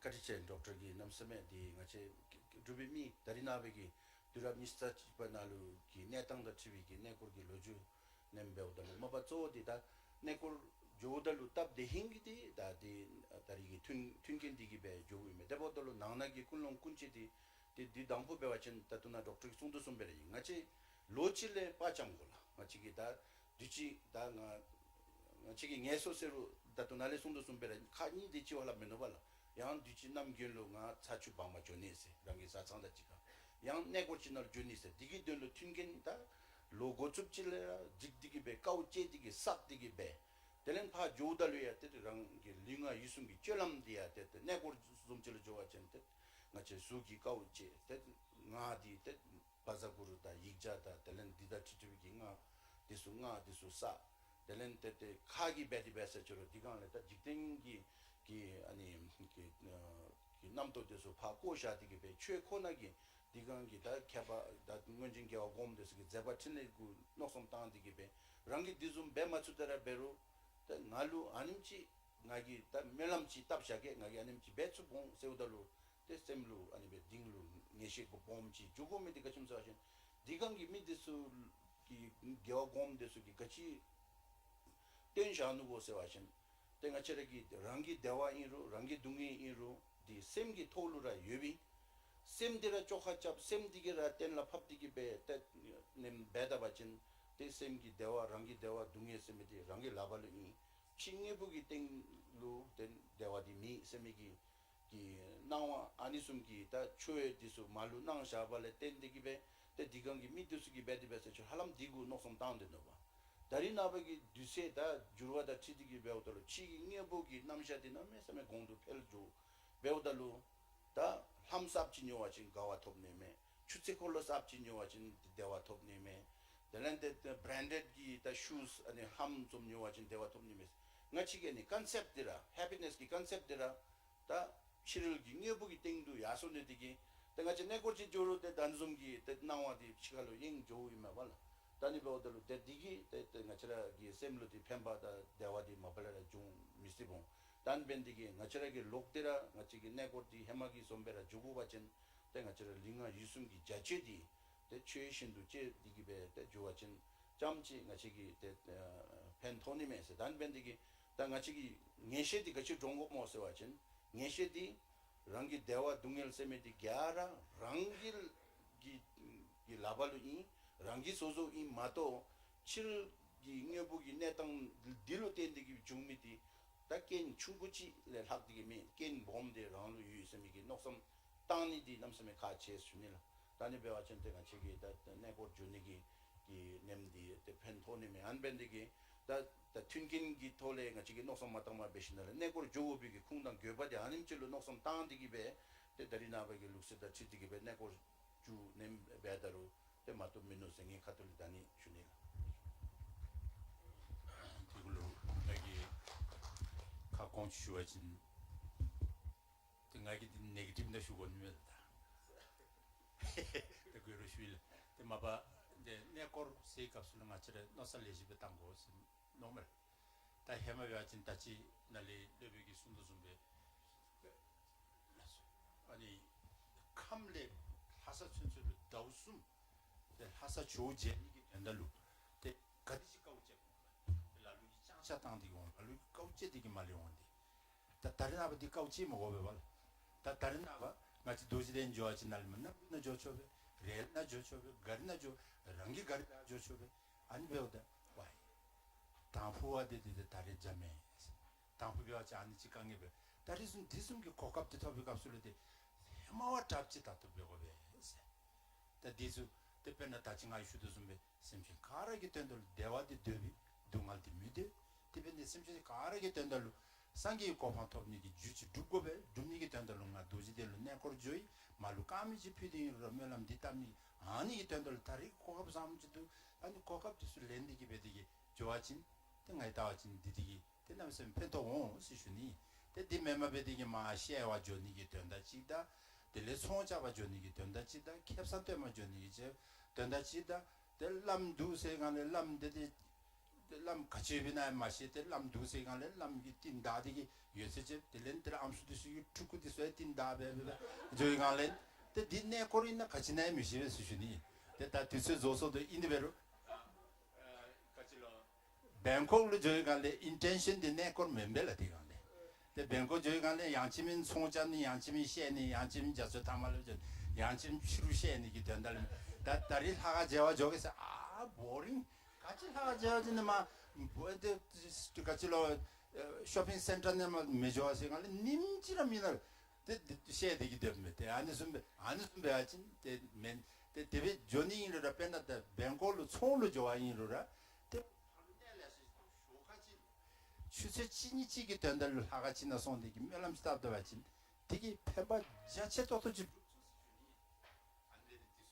되게 제바친 메타가 세슈님이 다시 델레를 가르쳐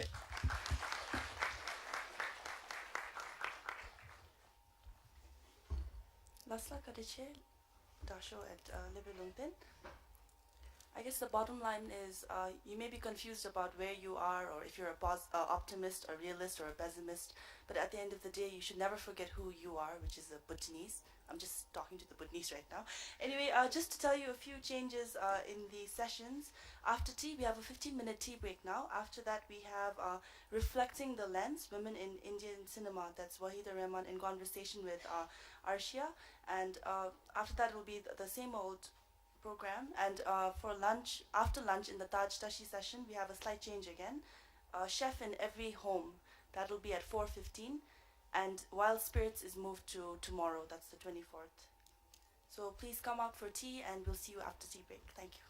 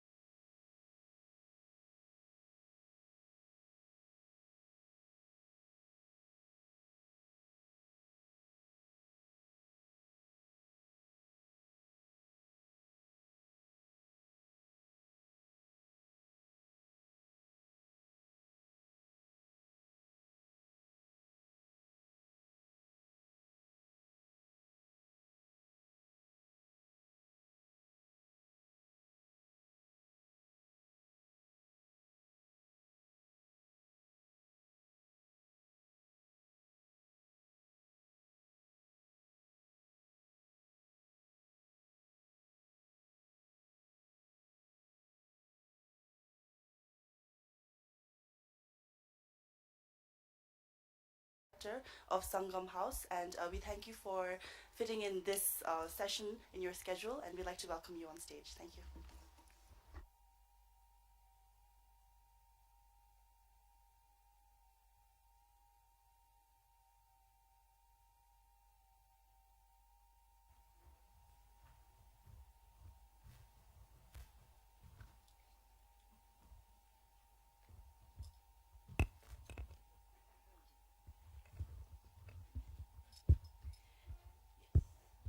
Good morning. I usually say thank you for being here, but I don't think I need to say that today because everybody would have come out to see Waheeda Rahman, who remains one of the most iconic faces of Indian cinema. Not simply an iconic face, but also somebody who's given us some of the most memorable performances in the films that we have loved. I have a guardian angel, obviously, because I get to do this with her. So thank you for being here. We have about a half hour, and I know that many of you would like to ask Waheeda ji questions, so I'll just get us started on a conversation, and we will divide the time equally. We'll do 15 minutes, I'll do 15 minutes of questions, and then you can have the last 15 minutes. So Waheeda ji, you've worked with the best directors in Indian cinema. Satyajit Ray, Rishikesh Mukherjee, Sunil Dutt, Bimal Roy, Guru Dutt, of course. I didn't Never worked with Bimal Roy. Bimal Roy or Rishikesh. I thought Khamoshi was Rishikesh. No, Ashit Sen. Ashit Sen. And you have also played some of the most memorable women's roles. Most obviously, Guide, Rosie and Guide. But I wanted to ask you, all these men who very often had complicated personal lives of their own, for you, which one of them was the most sensitive to the portrayal of women? Sorry, which was that? Which director do you think was most sensitive to the idea of how to put a woman on screen? First of all, it was Guru Dutt for Pyasa, and then Ashit Sen for Khamoshi, and of course Mr. Ray, Satyajit Ray, and even Vijay Anand, Goldie, yeah. They were very clear in their mind what, when they explained what the character is needed to do. So your national award is for Reshma Aur Shera. Yeah. A very, very unusual film, probably a film well ahead of its time. But in many ways, people, when they think of you, they think, Aaj fir jeene ki tamanna hai. Just that joyous song from Guide. And Rosie, the character, the very, very complex character of Rosie. And I know she's one of your favorite characters, so do you want to talk about her? Well, when I was offered to do Guide, I was most thrilled because I read the novel. I liked it immensely. And luckily, maybe many people, none of them know about it. When I was doing Satyajit Ray's Abhijan, he said, Waheeda, when you go back to Bombay, please buy this Guide by R.K. Narayan. I'm planning to make it. I said, wow, very good.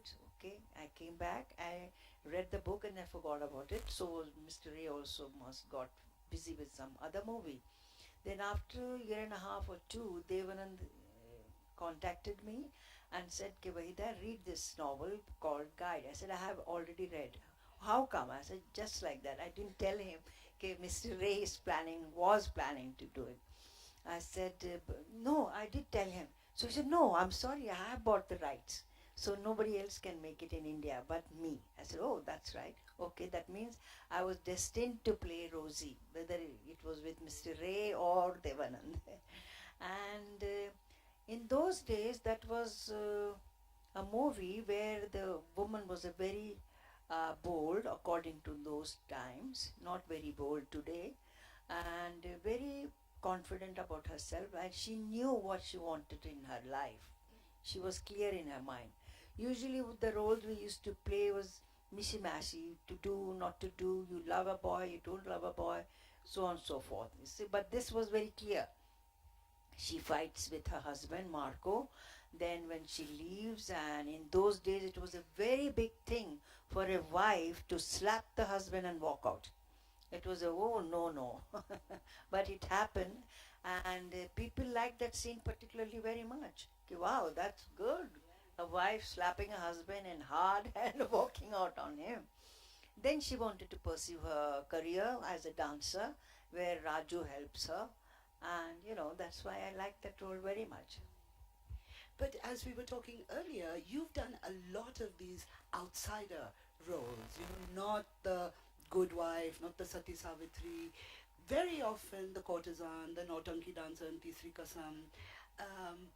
Was that risky for you in those days? Well, it was risky, but I feel in my life, even till today at my age, one should take risks. That's the excitement, that is a beauty, that is shows your strength, that you're ready to take risks and not to be scared of failure. So what? I take risk. If I fail, I fail. So what? Nobody's harming. It will be harming myself, nobody else. So I always wanted to do something different and take very different characters to play different roles, and I was ready to take risks. You know, lots of people now say, film theorists and film critics, that the idea or the role of the vamp has disappeared, because now your heroine is also the vamp. I mean, she's singing a Chikni Chameli songs and, Munni Badnaam Hui and all of that.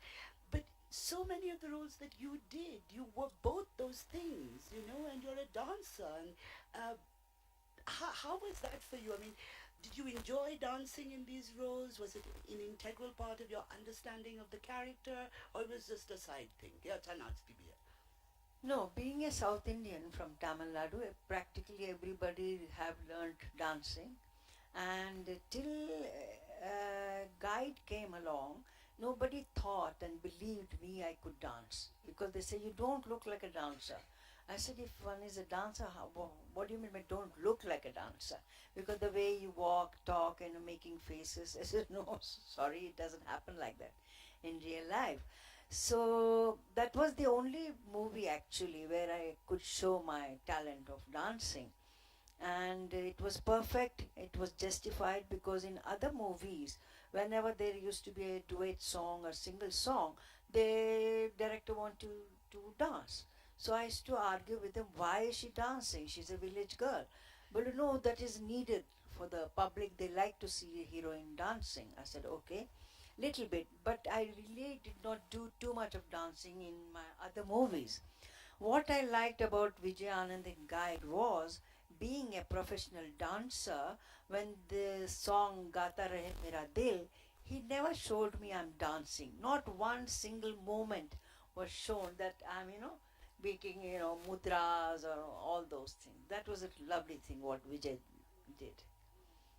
So we were talking again earlier before we came here, and I was asking you, what is your favorite moment in the whole complicated process of making films? Is it putting on the makeup, or is it waiting for the director to say action? What is your most exciting thing about making films? Most exciting thing is when the director says action, because I tried my best. I always wanted to totally lose myself in the character and try to play the character. And the most boring thing I found was to do makeup and do hair. I don't mind wearing good costumes, because I felt whenever I wore a costume, then suddenly I used to feel I'm changing and trying to be that character, how I walk. Because when you wear a kind of ghagra, a royal kind of ghagra, or a Lucknowi kurta, you start walking that way. Not consciously maybe, but unconsciously also. Consciously we have to do, but with these costumes, when you're wearing jeans, you're casual. You sit like that, isn't it? But when you get into those kind of costumes, you suddenly, your body language changes, which is like the most exciting part is when the director says action. Otherwise, the other things are boring. Well, tell us about your makeup mirror. Oh. Yeah. Usually, you must have seen all actors on the sets before the take. They said final touch-up. you know, something you have to correct your lipstick or perspiring or what you do your hair properly and all that. So they used to have big, huge mirrors, especially men like Chintu Kapoor, I mean Rishi Kapoor. We all call him Chintu. Is the hugest mirror he had, and I had this size mirror, only this size. And Yash Chopra said, "What do you see in this?" I said, "Well, my makeup man is there, my hairstyle is there on the sets, the director is there. If something is gone too wrong, they will tell, do it properly, you see. I just see one eye and eyebrow and lipstick and that's it." As I told you, to do makeup was more boring thing. So quickly I used to do that. Even my cinematographer like Farli Mistri, Rike Murthy said, "We have never seen a leading lady who's got smallest possible mirror." And apparently Yash Chopra wanted to. Yeah. He said, if I ever make a Hall of Fame, along with a photograph, I'm going to put this mirror on this. This leading lady used to have this is a mirror. And one last question before we include everybody else in the conversation. Very unusually for your time and your generation of actors, you've kept your own name. Yes, very much. Oh, there was a fight before I could sign the contract with Gurudat. Earlier, I did 2-3 movies in South India where I started. I am from there, and when I came to Bombay, before this contract has to be signed, I was not majored yet, so my mother has to sign it for me. So they said, "Well, before that, we want to change your name." First of all, in my heart, I said, that is very rude to tell somebody, change your name. Why? I said, why? Because everybody does it. Like I said, who? They said, Dilip Kumar, Meena Kumari, Madhubala, lots of people, Nargis, and so on and so forth. I said, well, I was not 18 yet, but quite headstrong in a way. I said, they are there, it is me, I am me. I said, oh, okay, but it is too lengthy. It's not very exciting. It's not very juicy. I said, are you going to suggest some name? No, we have to think about it because you have to agree to change. I said, no, I'm not agreeing to change it. First of all, I have not run away from the house. My mother is sitting next to me to show. And in the end, after some time, there is an interview, article, they say the real name is this and the screen name is this. I said, I don't want to change. Me, Waheeda Rahman is Waheeda Rahman. I said, how to call you Waheeda Rahman? I said, look, on the title you give Waheeda Rahman because the Rahman is my father's name. You will call me Waheeda, that's it. Oh, so they took one whole week. I took one whole week to say, no, I'm not changing. If you like it, take it, forget it about it. I said, when I started Telugu, Tamil movies, over there, it was a very different name for them. Muslim name, Waheeda Rahman. But not once they said, can you change the name? I said, why are you people are making? Oh, that was a small territory, but this is Hindi, the all India territory. I said, I don't care. I'm not changing my name. That's it. And what a name. I mean, now it conjures up so many fantastic things. Thank you. Well, questions, comments, gushing fan moments, all of the above. The lady in the black who put up her hand first. Yeah.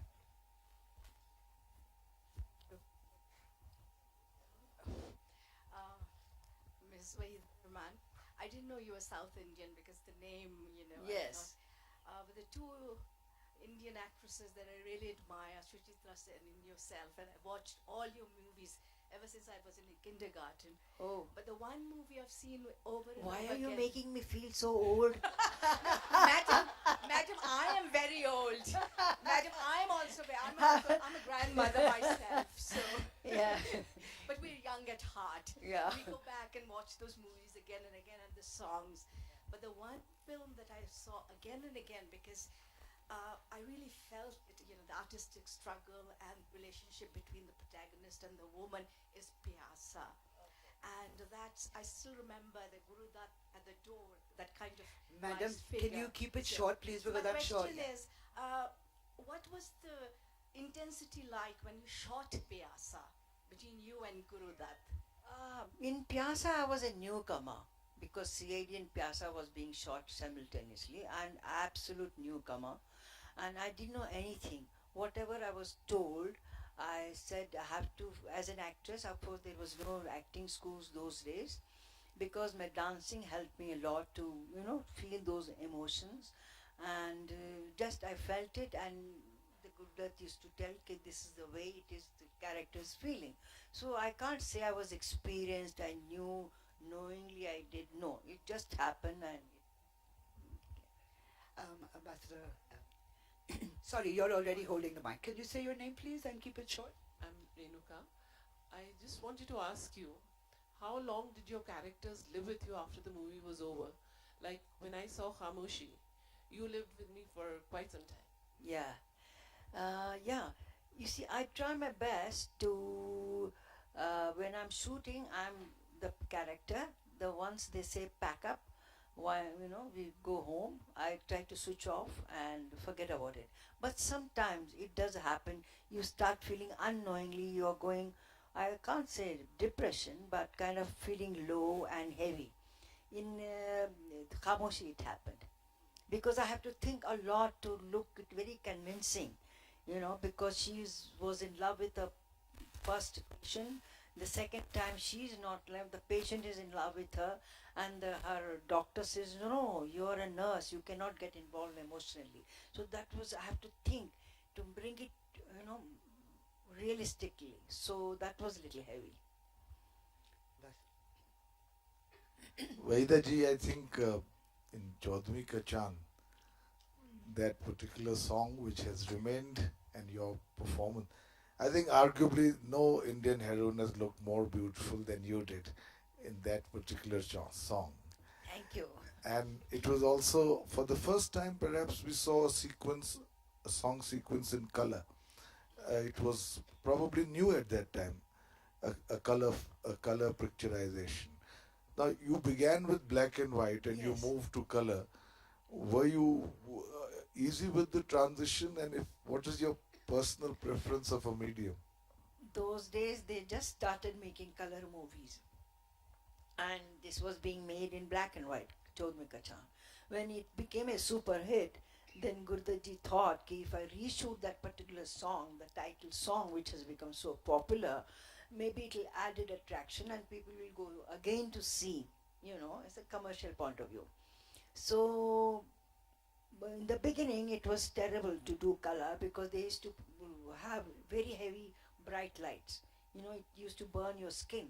So constantly we used to put the shamo leather in the ice bucket and put it on your face, and my eyes used to get red and all. I must tell you about, nobody knows about it. It's a very interesting thing about this song. When it was shot in color, it has to be recensored to show to the censor board. So funnily enough, one of the censor board members said, Mr. Gurudat, that close-up of Waheeda, you have to cut it. He says, close-up of Waheeda, why? Because her eyes are very red.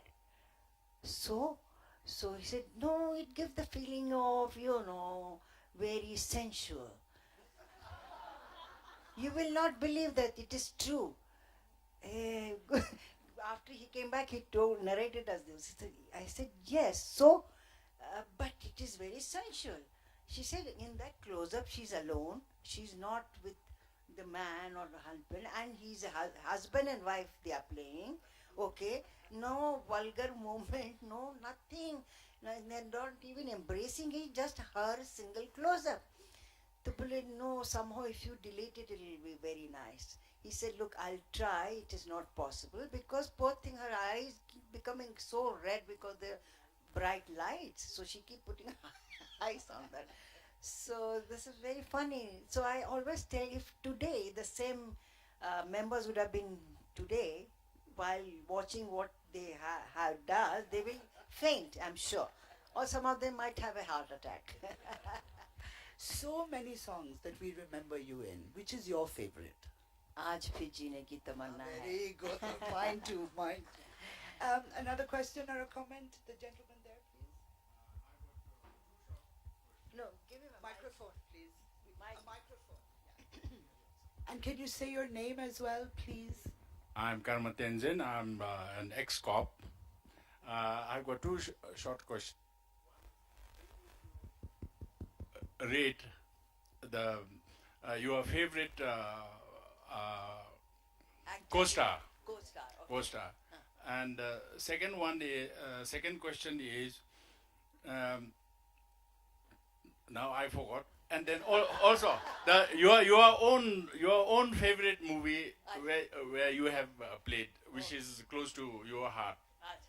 My favorite movie is Guide, and my co-actors, Dilip Saab was very good, and Sunil Da, Amitabh, all of them are kind of good. Yeah. No, come on. You have to pick one, or at least two. I told Dilip Kumar number one, and then Amitabh. Okay. Other questions? Yep, the lady in pink. I'm Chitra from Tamil Nadu, Oh, from South India. எப்படி இருக்கீங்க நல்லா இருக்கீங்களா நல்லா இருக்கேன் ma'am. So I'm curious to know about your experience in the southern film industry, especially Tamil.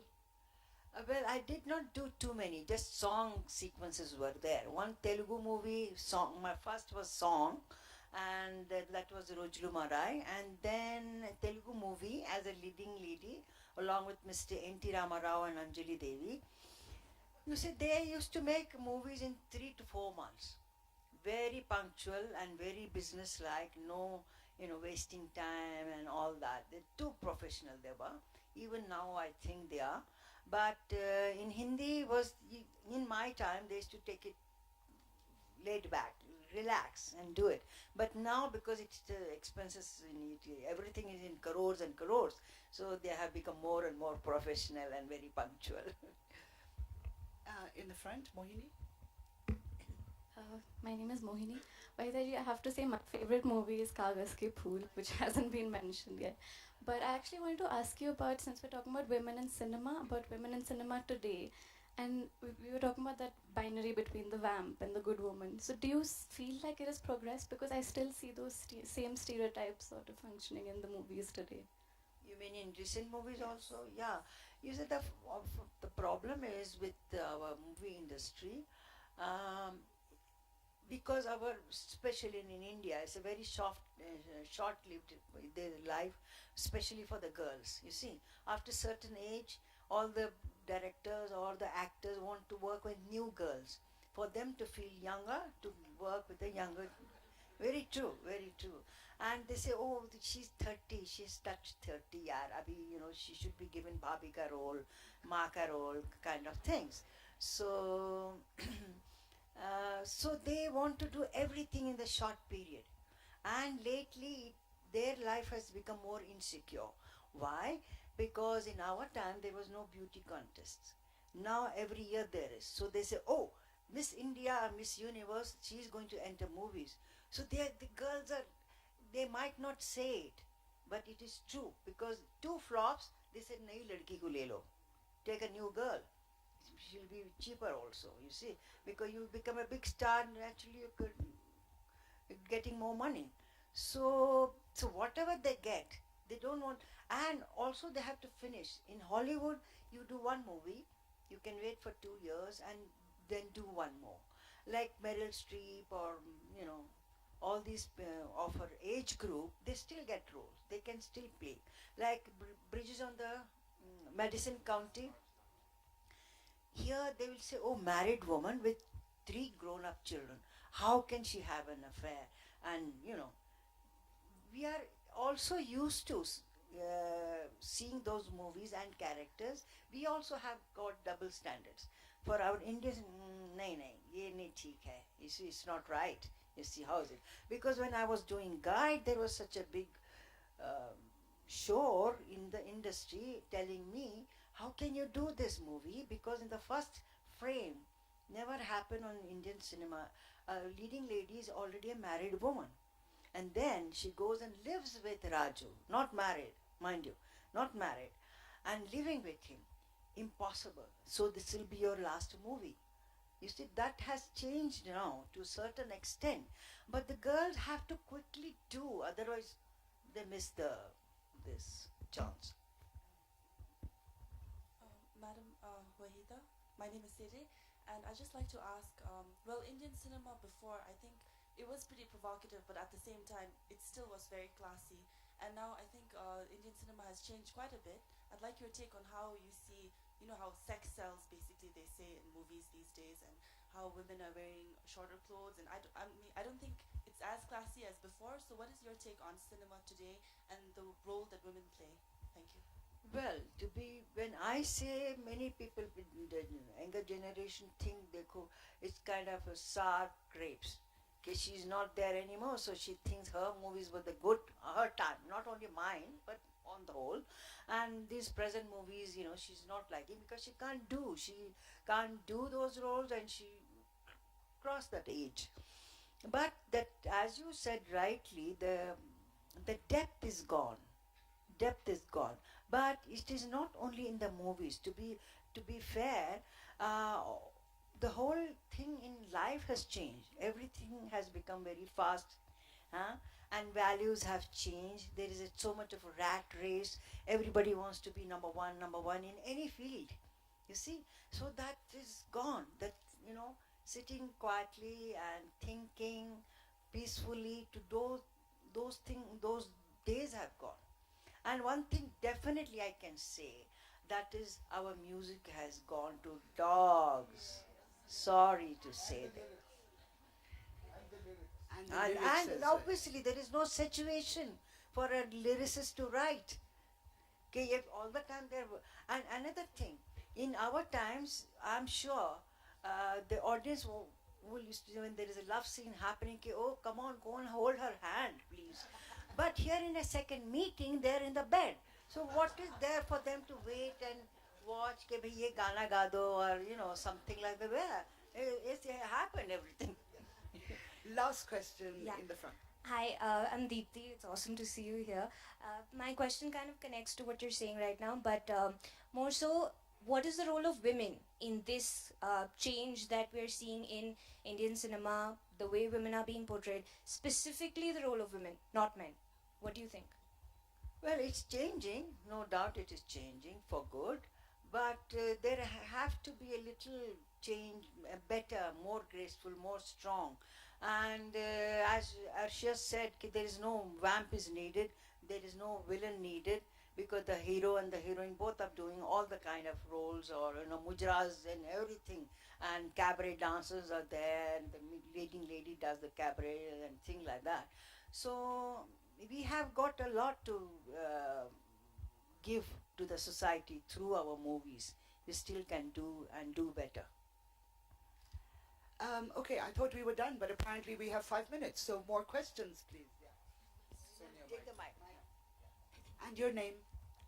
My name is Sonia. Waheeda ji, are there any women that you can recall that you looked up to, or at the moment you can say you look up to, from any time, any age, any sphere, any, I wouldn't use the word role model, but anyone you admired as a... In movies? Or outside. Well, in movies, I like Nutan very much, Tanuja, Nargis, and Meena Kumari was a great actress, but I thought she used to stick to one kind of character, you see, that sacrificing wife, sister. Haji? Tragedy queen, okay. Tragedy queen. But Nutan, Tanuja, apne, kya maine bataya? Nargis, and then lately Madhuri Dixit, Sri Devi, and Kajol, Tabu. They are very good. They are very good, and I can't say they are my role model. My outside is there was a doctor, Dr. Mary Varghese. She, she's nothing to do movies. She met an accident and she was bedridden on a wheelchair, and she had some 26 surgeries to be done. But the best part, she never left her spirit. She became a doctor. She went to America and she used to operate on this limbs गिर जाते हैं, क्या कहते हैं इसको? leprosy. She became a doctor for lepers. And sometimes when I used to feel, say, what a courage, what a great woman she is, you know. And one is Sonal Mansingh, dancer. She also met an accident and she said, no, I'm a dancer, I have to start dancing back again. No, I'm not going to give up. So I like people like that. Jab tak zinda hai, jiyo. Like the 18-year-old girl who refused to change her name. Yeah. Waheeda Rahman, thank you for the memories. Thank you for being here. What a pleasure. Thank you very much. I'm sure you want autographs, so if you've got your book, you should get it signed now. Thank you very much, Arshia and Waheeda, as real and candid and yet so very extraordinary. Moving on to the next session that we have, the new Indian middle class. Our writer / diplomat, Pawan K. Varma, reads from and discusses his new book, The New Indian Middle Class. Mr. Varma has authored over a dozen books, including The Great Indian Middle Class, as I've already said, Krishna, The Playful Divine, Becoming Indian, The Unfinished Revolution of Culture and Identity, Chanakya's new manifesto to resolve the crisis within India. I'd like to welcome Mr. Pawan K. Varma on stage. Thank you.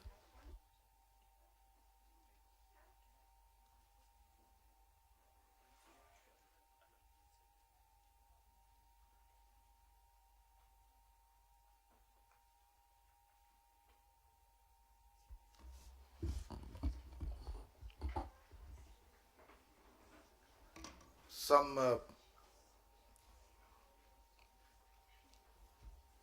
decade and a half ago, I wrote a book called The Great Indian Middle Class, which was an analysis of this class in India, which obviously had played a far greater role than it was itself willing to acknowledge. And its voice was disproportionate, perhaps to its numerical size. It was an analysis of this burgeoning class, its origins, its evolution, its aspirations, its weaknesses. I felt the need to write a new book, something of a postscript to the earlier one, because perhaps there are few classes in history which have telescoped so much change and seen a qualitative change in their power and influence and impact than this class in India. Since 1997, when I wrote my first book, and today. In fact, the almost invisible animal in every political war room for this election was the middle class. People were analyzing it, people were planning strategies of how to get its support, of how to seduce it, of trying to analyze what's the best approach in order to be able to get its interest. And why has that happened? The interesting thing is, why has that happened? And I give several reasons in this book. The first, of course, is, and that's what interests politicians, is that it has grown greatly in numerical size. If you take a criteria of any household where the cumulative monthly income through the collective income of several members of that household is between 20,000 to 1 lakh rupees, which qualifies them in a sense to be already on the lowest rung of the middle class. In 1997, the size of the Indian middle class was about 26 million. The general feeling then was this class talks, it's angry, numerically it doesn't matter in the elections, they don't even go out to vote, they are apathetic politically, don't spend too much time on it, give them a hearing if at all.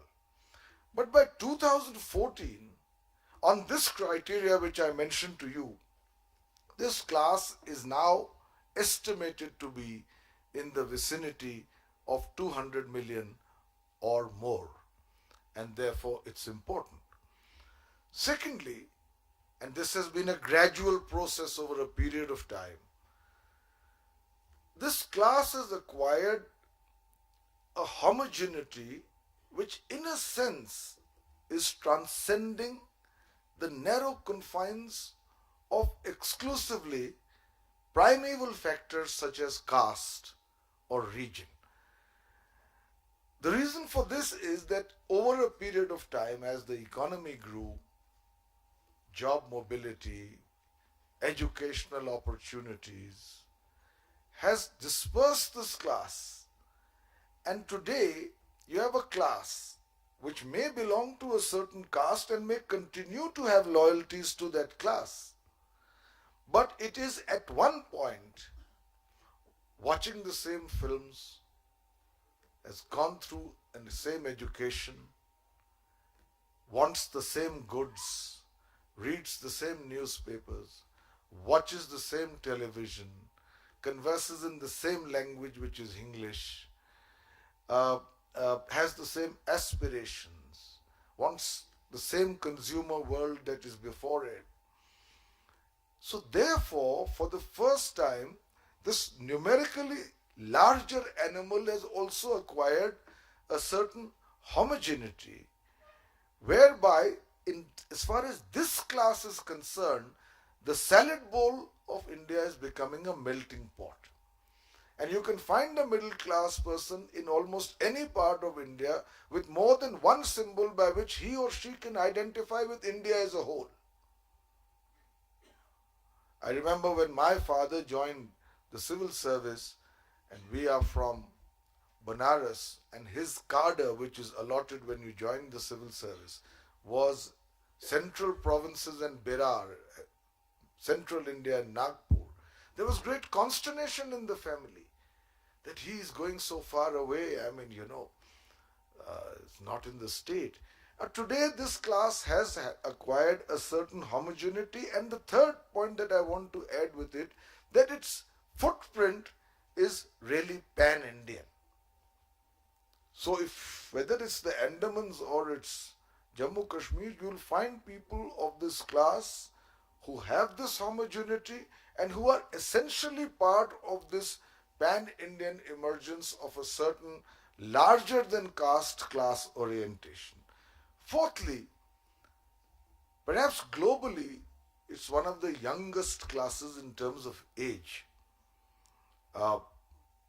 Certainly, almost 70% of this class is below the age of 30, which gives it that extra dynamism and energy, and certainly that greater aspirational surge.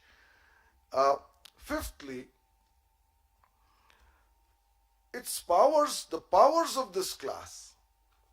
The powers of this class have been enhanced beyond its wildest expectations by factors which it has not helped to bring about, but by which it has disproportionately benefited.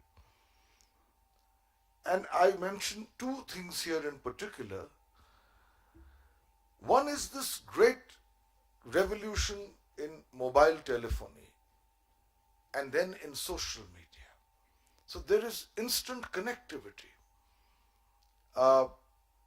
The number of mobile subscribers in India has been estimated to be upwards of 950 million. Everyone has a mobile and everyone is instantly connected with the other person. And especially in this class, I cannot believe there is someone without a mobile. So that instant connectivity. Social media is growing in India at an average of 40% a year. So more and more people are hooked onto internet, are in interactive mode with people across the country and internationally. So there is this great revolution of connectivity. This has been further reinforced by the exponential increase in the penetration of the media. India has over 700, 600 channels, and many of them are national channels, and there is this phenomena now for over a decade of 24/7 news, which essentially makes any member of this class in any part of the country aware of what is happening either in India or to any other member of this class almost instantly across the country. So if something happens in Delhi, as for instance happened in the case of Nirbhaya, the news channels have exploded this news across the country, and there is an instant awareness of what has happened, which then along with their ability to immediately connect with anybody else of their class across the country, gives them this new power. Sixthly, or fifthly, I forget now, this class has shown in the last decade and a half, the first signs of wanting to be engaged in issues which transcend its immediate and narrow ken of interests. My critique in the earlier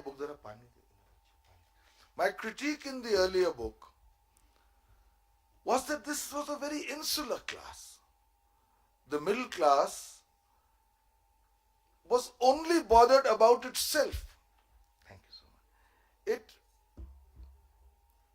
It was bothered about its own interests. It kept its own house clean. Even if there was garbage outside, it would not bother. It believed that any means for it to be able to further its own interest, irrespective of its consequences on other segments, including the very large segment below it, the poor. It was a class that lived only for itself and almost in a cynically concentrated manner. And it was my critique in that book that its social insularity needs to change.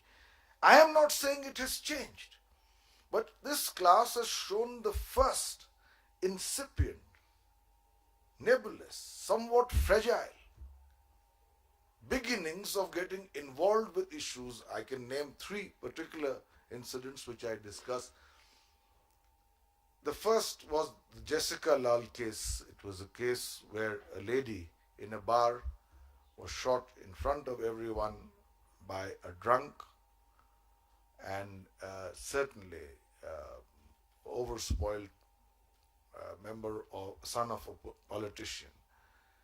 And there was an attempt to hush that case, to almost exonerate this boy. And there you saw for the first time, and I'm not saying it was necessarily for a cause larger or beyond this class, someone from this class.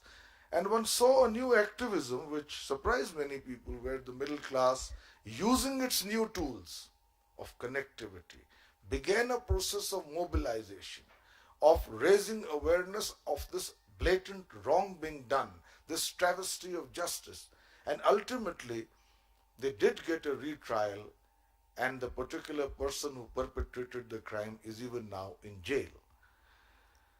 The second instance which saw a much greater and more visible mobilization was in the case of the Anna Hazare movement against corruption.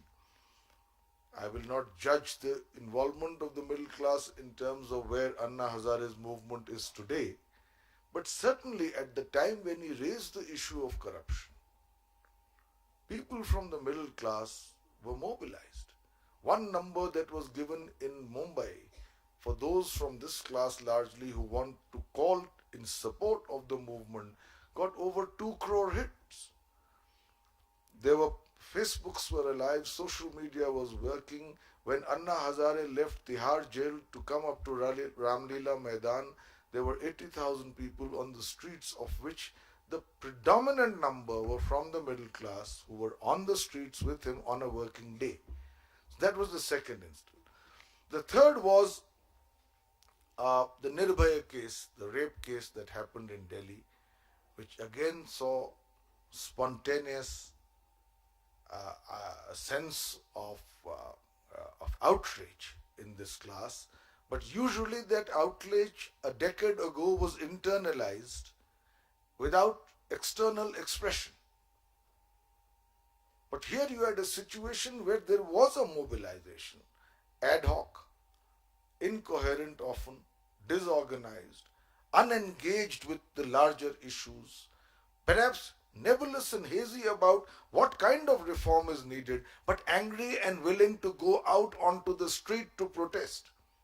And because through 24/7 news, this incident was being beamed live across the country, there was in fact a nationwide mobilization in which the lead role The spearheading role was played by this class.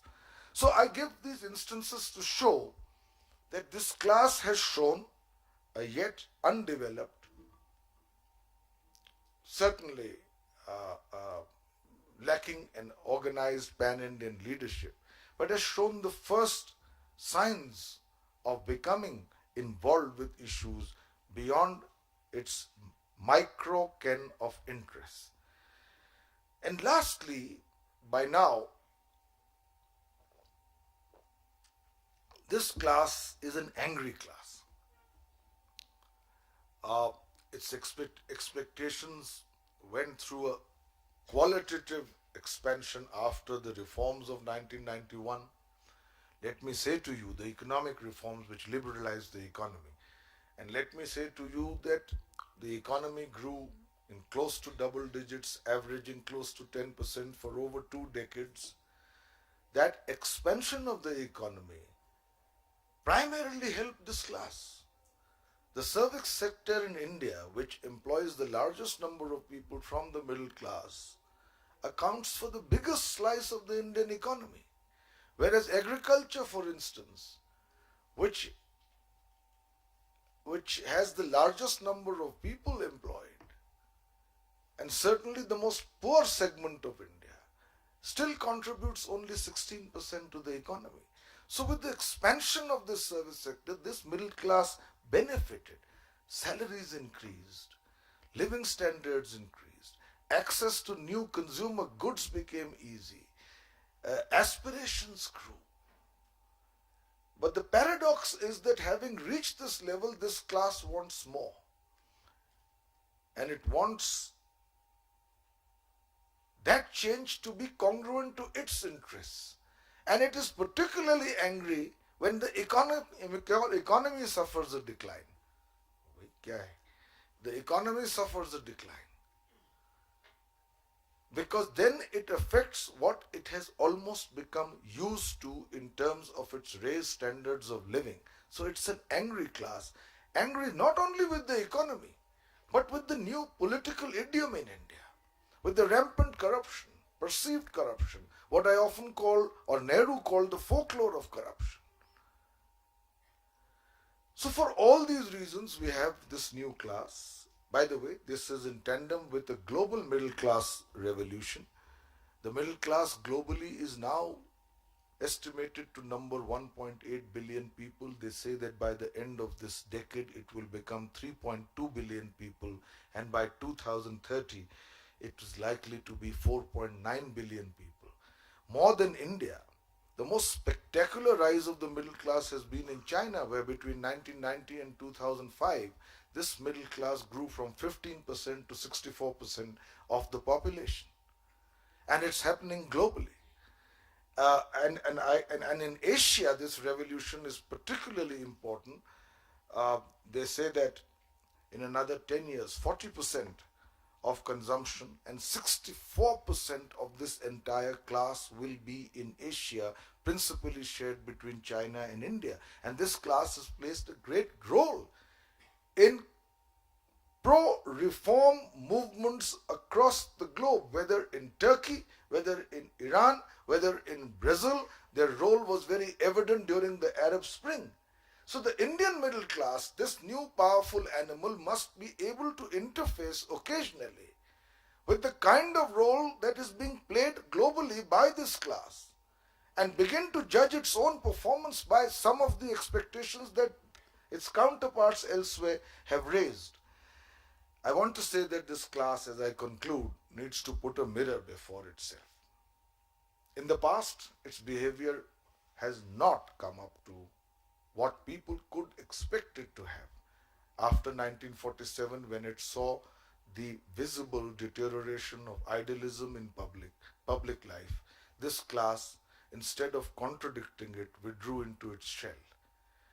When the emergency was imposed in 1975, again this class was one of the first to capitulate, believing that the assertion of law and order is more important than the crucifixion of democratic rights. During 1991, when there was a communal movement which led to the demolition of the Babri Masjid, many in this class were imbued with a saffron or a communal hue.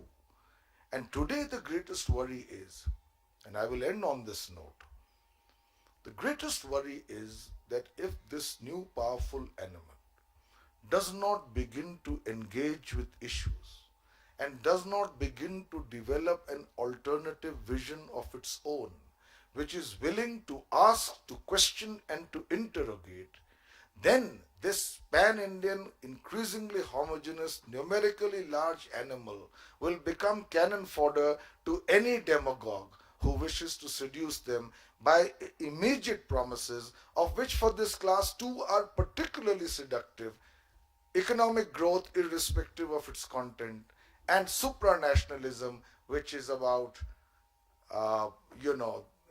almost xenophobic, jingoistic nationalism. This class needs to think, to introspect, because it can play an extremely important and constructive role, but not if it is cannon fodder for anyone to use. Thank you.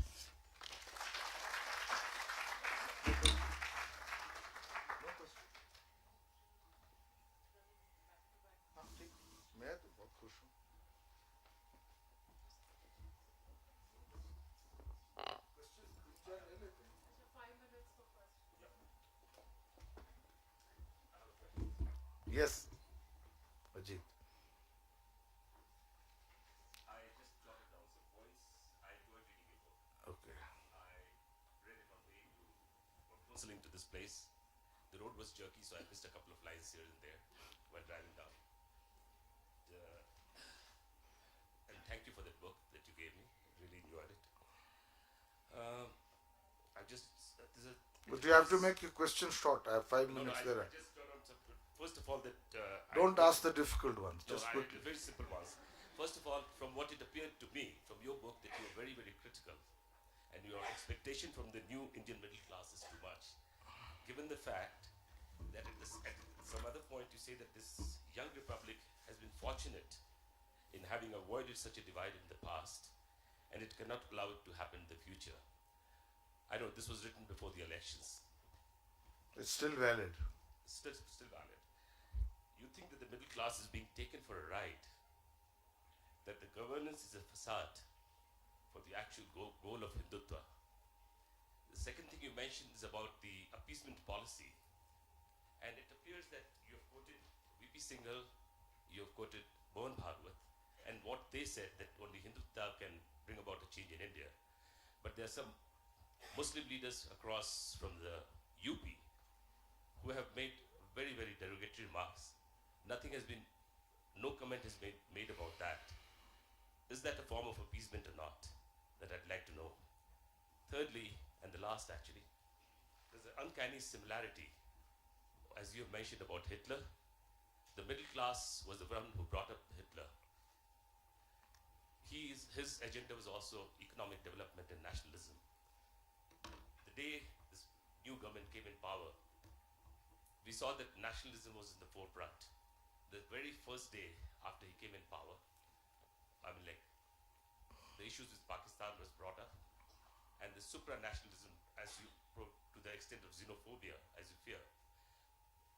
There's a similarity that he used industrialist and he also outsourced the middle class.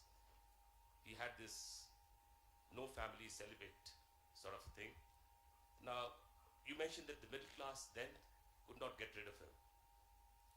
At the same time, but probably this is not so similar here, because I said that the middle class is a very, very intelligent class here now, much more well equipped with, if they can bring about a massive change, where I don't think it can probably tolerate any of this xenophobic or any of this demagogue. Well, let me answer your questions quickly. Firstly, this is not necessarily a political treatise.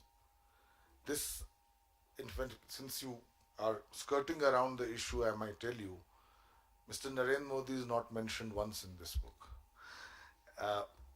The question that is important for me is whether it be governance or whether it is development or whether it's attempt for the polarization of people on the grounds of religion, whether it's the misuse of the word secularism by those opposed to communalism, which is also rampant in our country.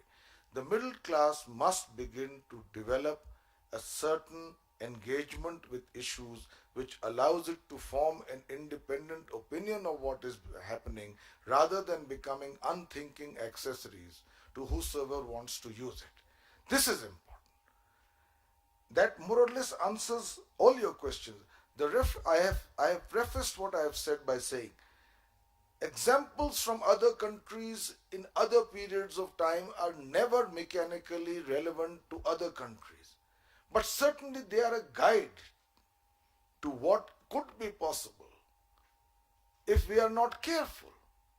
And that is the only thing that history teaches us. I have a very short question, but very personal, as a female scholar who travel alone.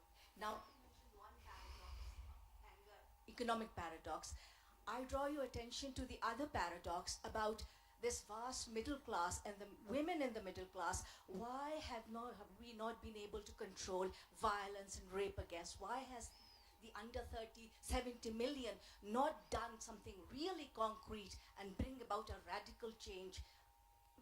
Security for women. Well, we have to ask, apart from the fact that women in the middle class have to question the dominant male gender bias in this class. People profess progressive values, but then quite easily acquiesce with their parents taking dowry. People profess respect for women and then collude in the restrictions that are imposed on them as a result of bad, misinterpreted social sanction. This is happening.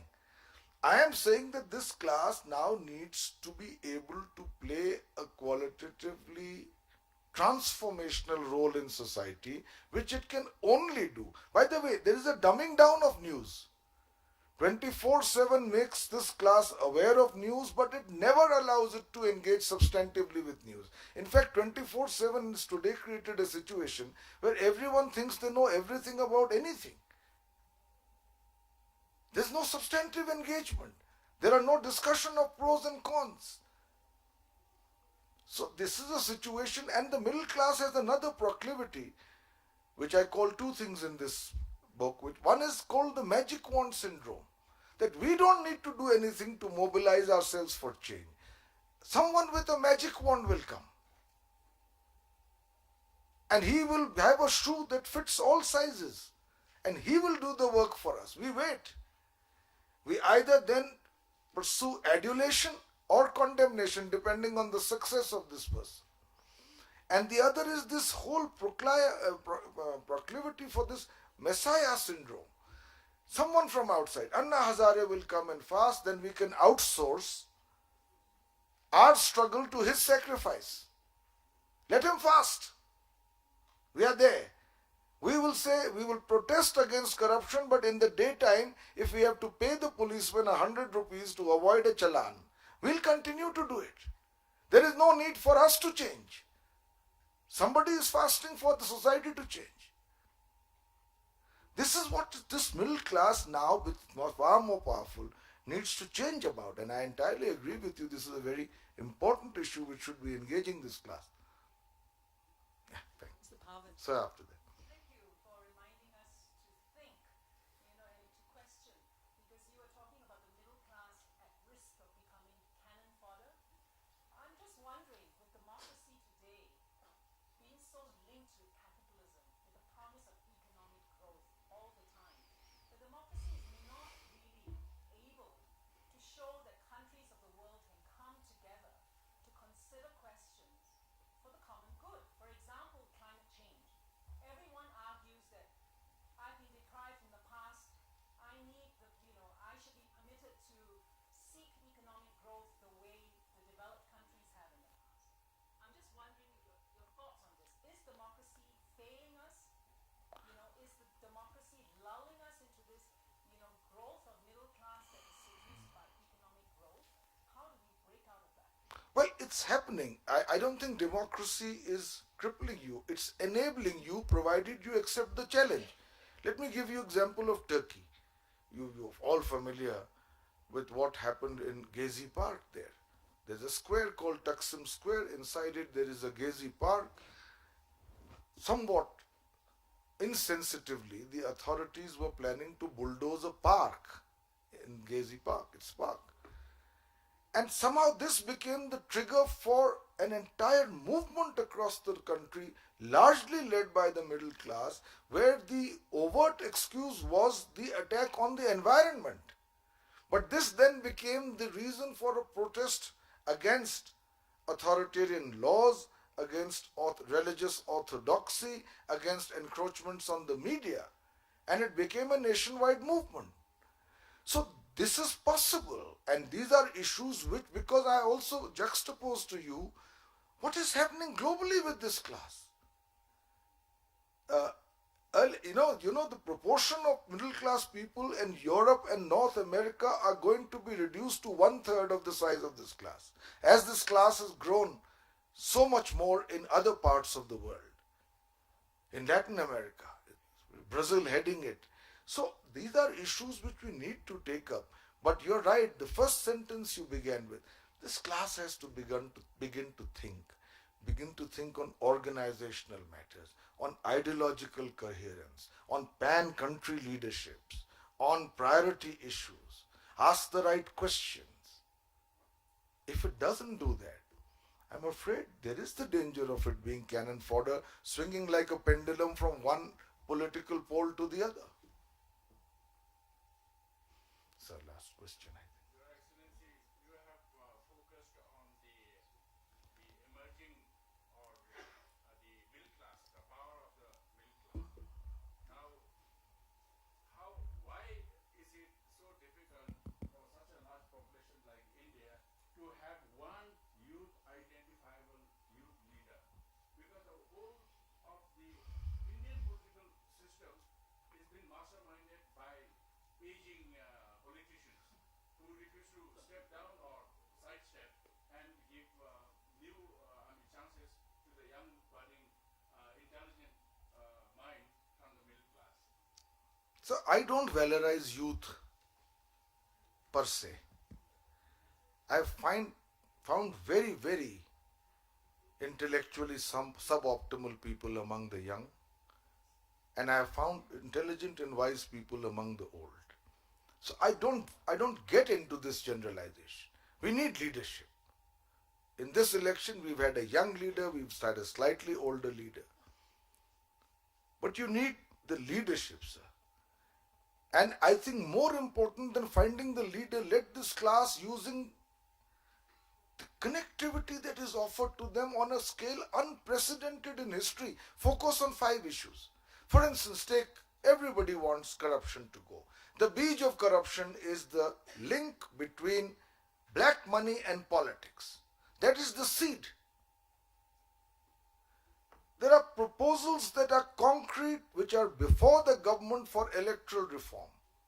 One repeal of one law, which I was discussing yesterday, which allows political parties to accept donations in India without naming the donor if the donation is below 20,000 rupees. Parties have collected hundreds of crores, saying every donation was below 19,999. The Election Commission has repeatedly said, repeal this law. All transactions have to be by banking transactions. Financial transactions of parties need to be on a website. They need to be audited by a panel of chartered accountants appointed jointly by the CAG and the Chief Election Commissioner, and they should be open to the Right to Information Act. These are doable things. But when I speak to the young, and I travel a lot across India, they are angry. They are the first to provide a litany of grievances. But I said, when I asked them, what should we do concretely? 5 issues. They have not studied the issue. They have not engaged with it. They have not gone beyond merely anger. They believe the expression of anger is enough for this class. I am arguing a case where this anger needs to go beyond. Then we'll find the leader once we have the issues.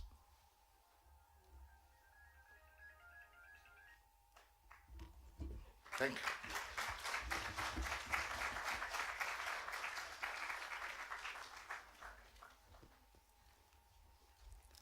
Thank you very much, Your Excellency.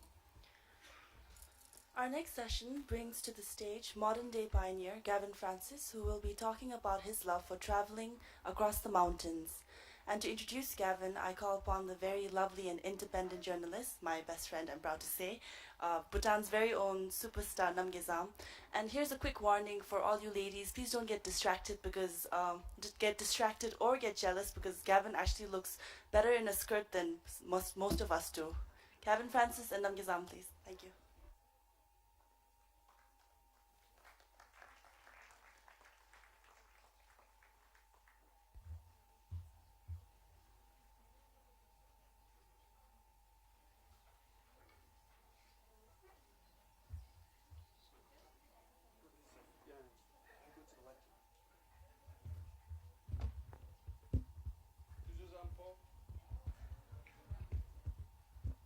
Is this working? Yes. Thank you all for inviting me here. Gavin Francis, I've read his book, True North, and I was just telling him before the session how much I could relate to the Norse people and the Norse myths and the legends, and how Bhutanese some of them even are. It's very interesting, and I think he seemed very pleasantly surprised by that. Gavin Francis, of course, is an award-winning author, and just a few minutes ago we found out that his book Empire Antarctica is actually sold out. So there's none left for us who would like to buy it. Quite sadly. I'm hoping you'll mail one to me, signed and autographed all the way from Scotland. Of course. Gavin Francis is a father of 3. He's got these 3, I think, quite rambunctious kids, from the sound of it. He practices medicine twice a week and writes twice a week and travels extensively. I am really, really jealous that he's been on all 7 continents and has widely traveled all 7 continents. I don't think there's many of us who could achieve that in a lifetime. So I'm very, very happy to be sitting here and talking to you. Gavin will actually be beginning with an introduction to the kind of work that he's done and what he's written about and his experiences.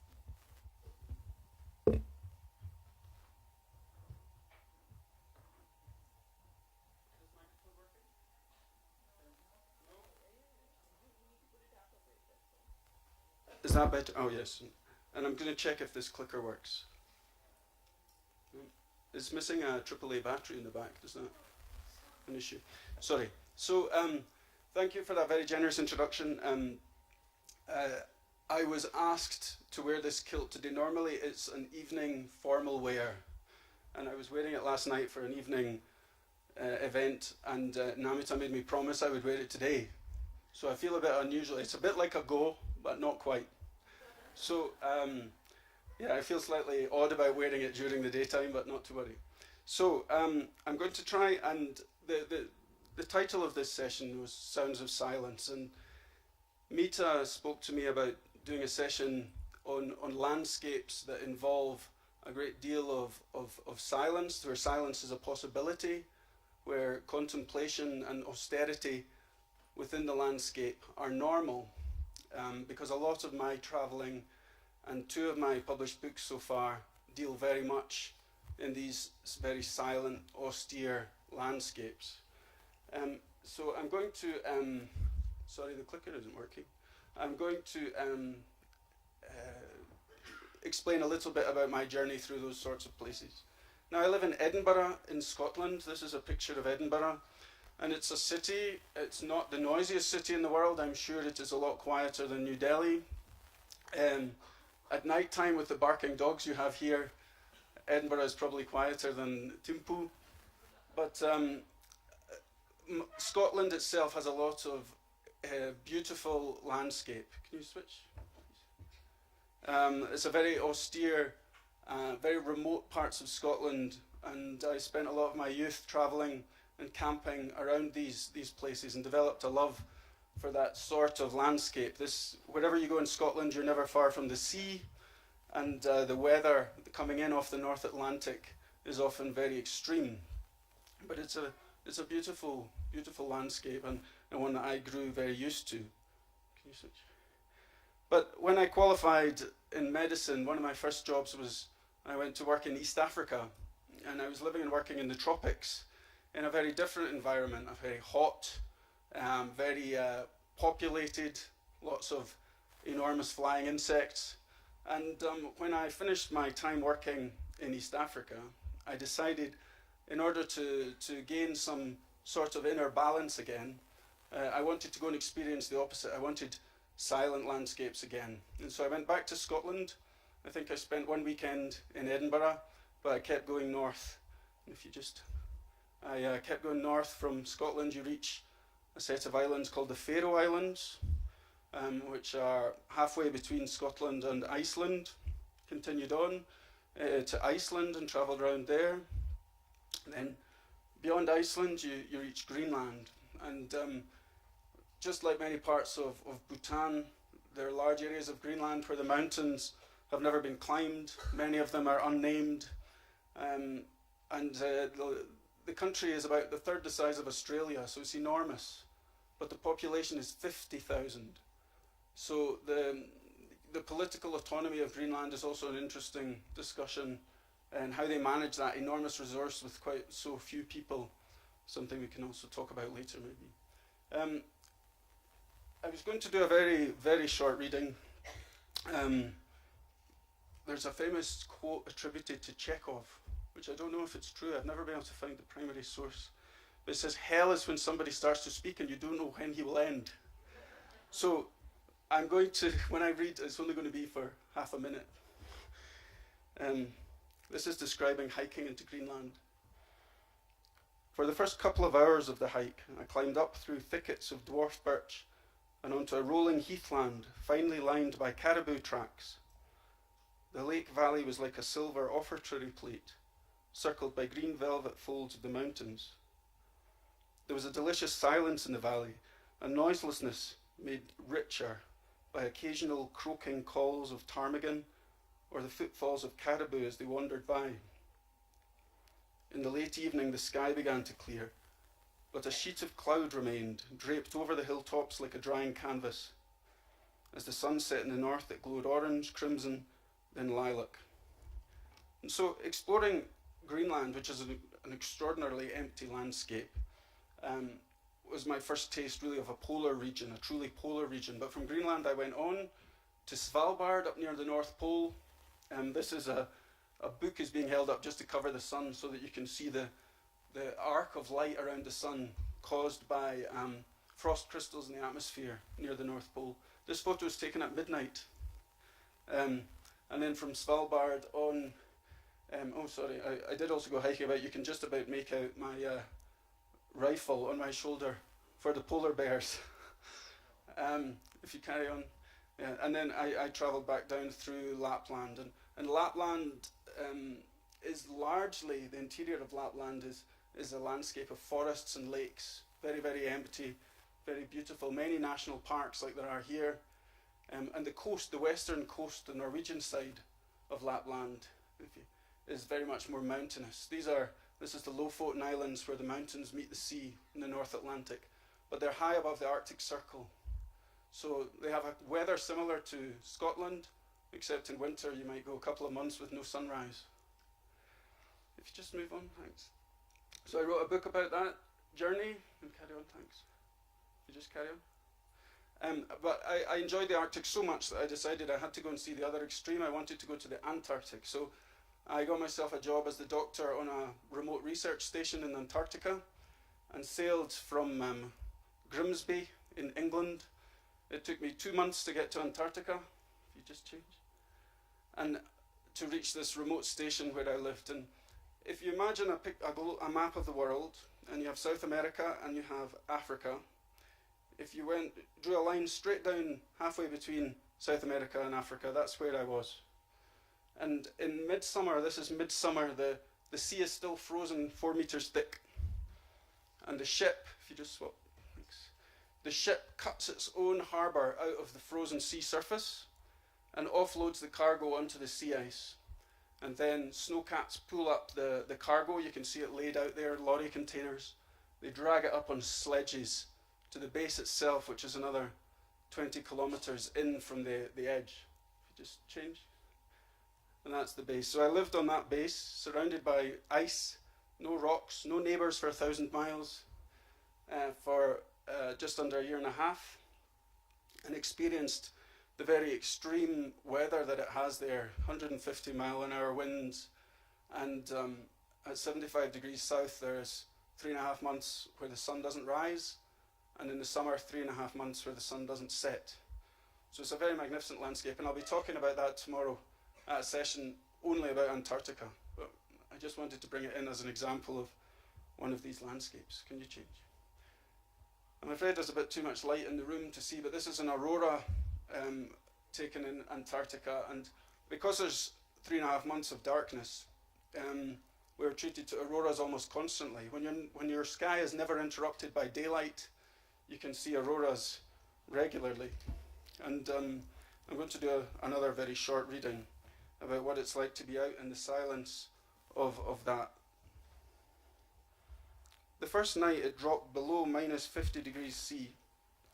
I put on all the clothes I had and went to lie out on the ice. There was a subterranean stillness to the air. Exhaling gently into the silence, I heard an unfamiliar sound. The vapour in my breath was freezing immediately as it left my mouth.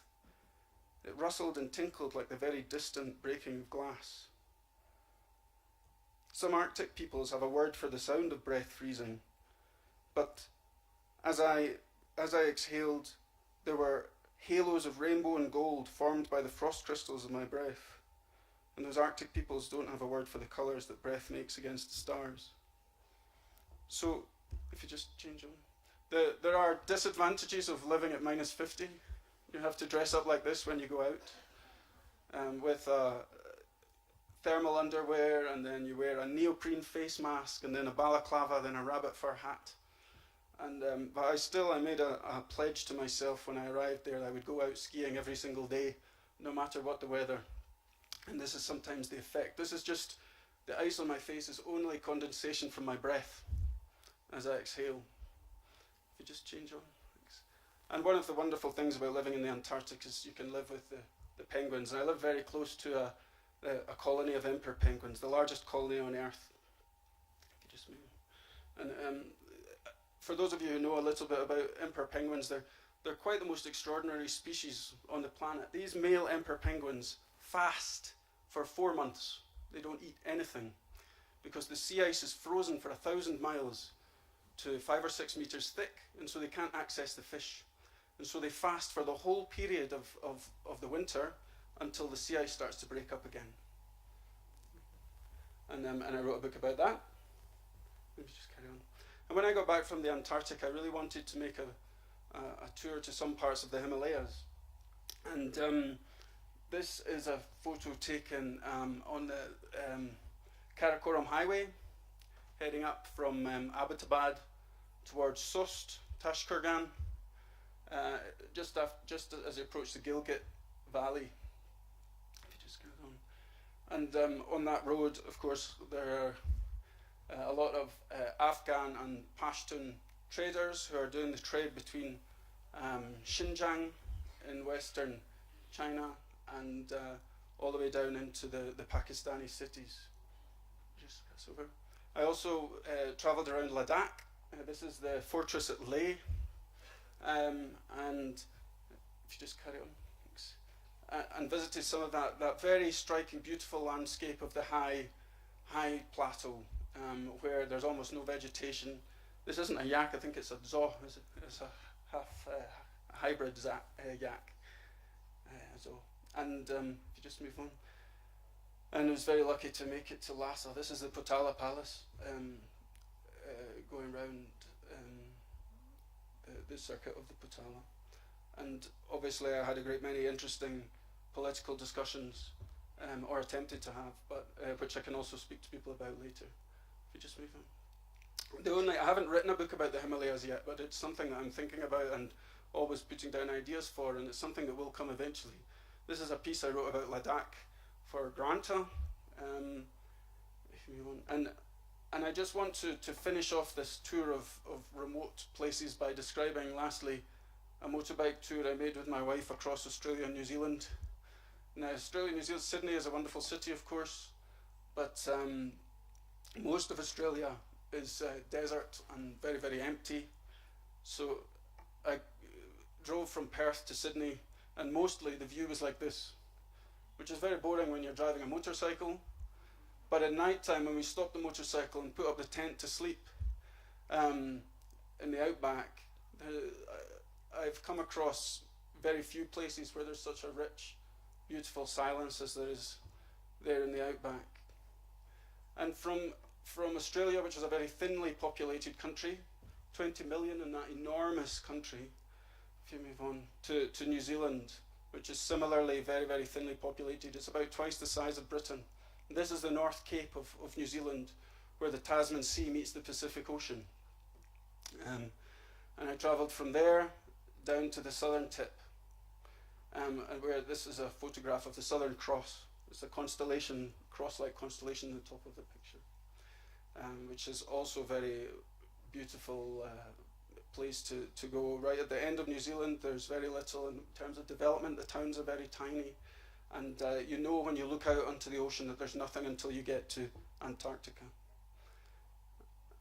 But I live in Edinburgh now, so I hope I manage to charge my spirit, my soul with all these quiet places, because my life is very different now. It's very busy. I have the wonderful opportunity to make trips like this.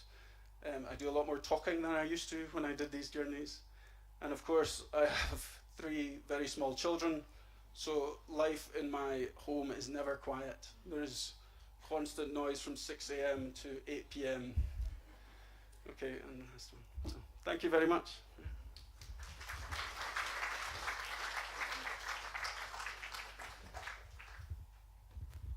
Thank you, Gavin. It was nice to see it a second time. I don't think I would tire of looking at your pictures and hearing your stories.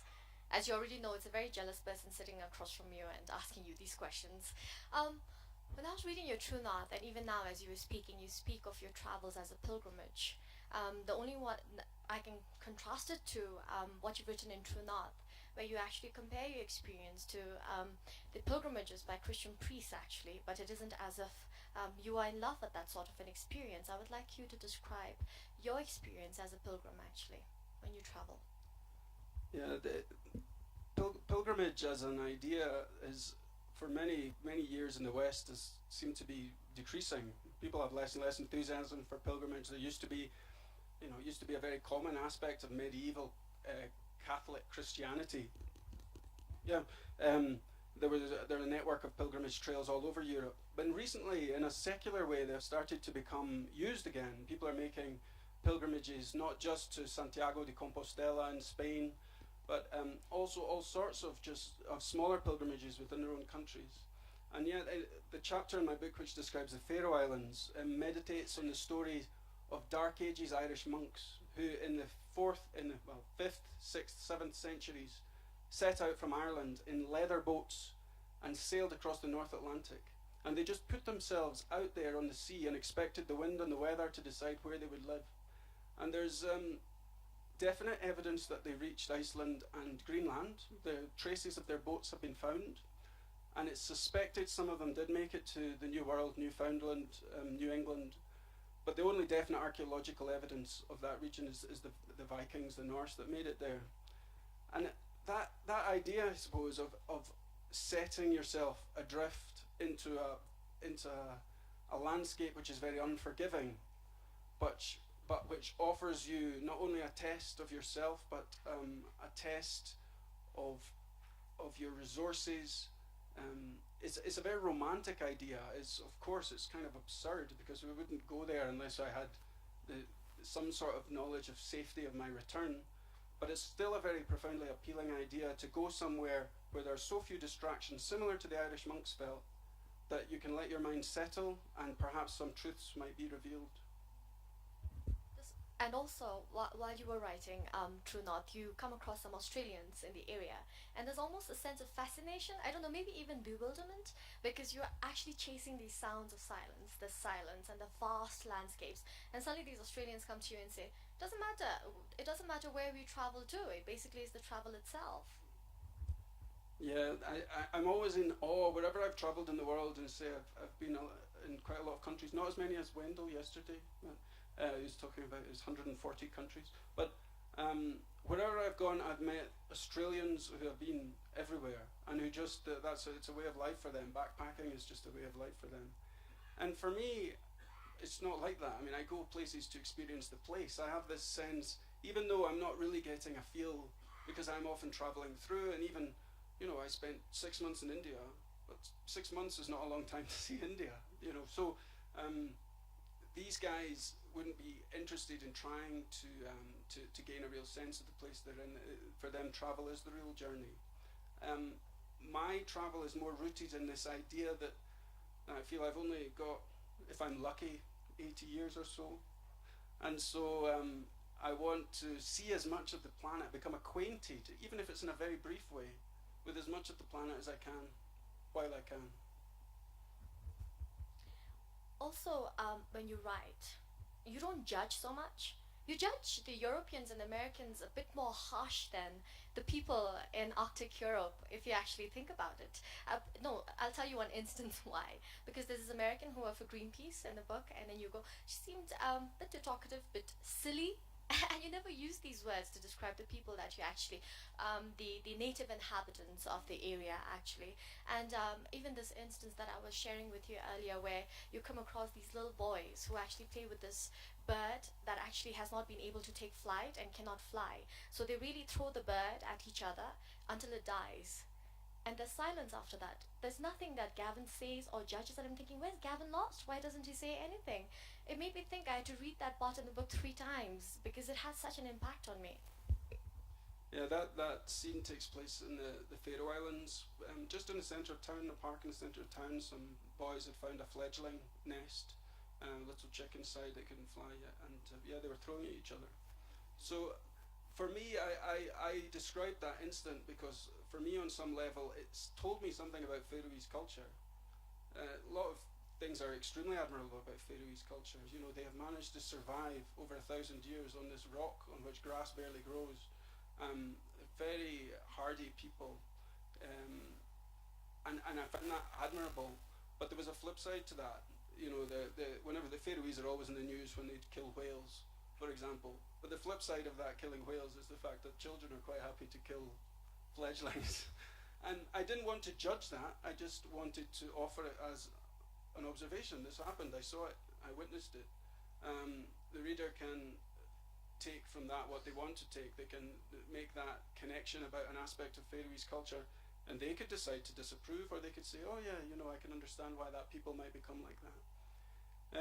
It's interesting what you say about being more judgmental of people from more metropolitan Europe, and I suppose maybe the roots of that are that because that is the milieu in which I grew up, metropolitan, urban, educated Europe, I feel maybe I'm more justified in passing any kind of judgment, even if it's a light touch, because it's what I'm familiar with, and I know the ethical background at which that person has grown up.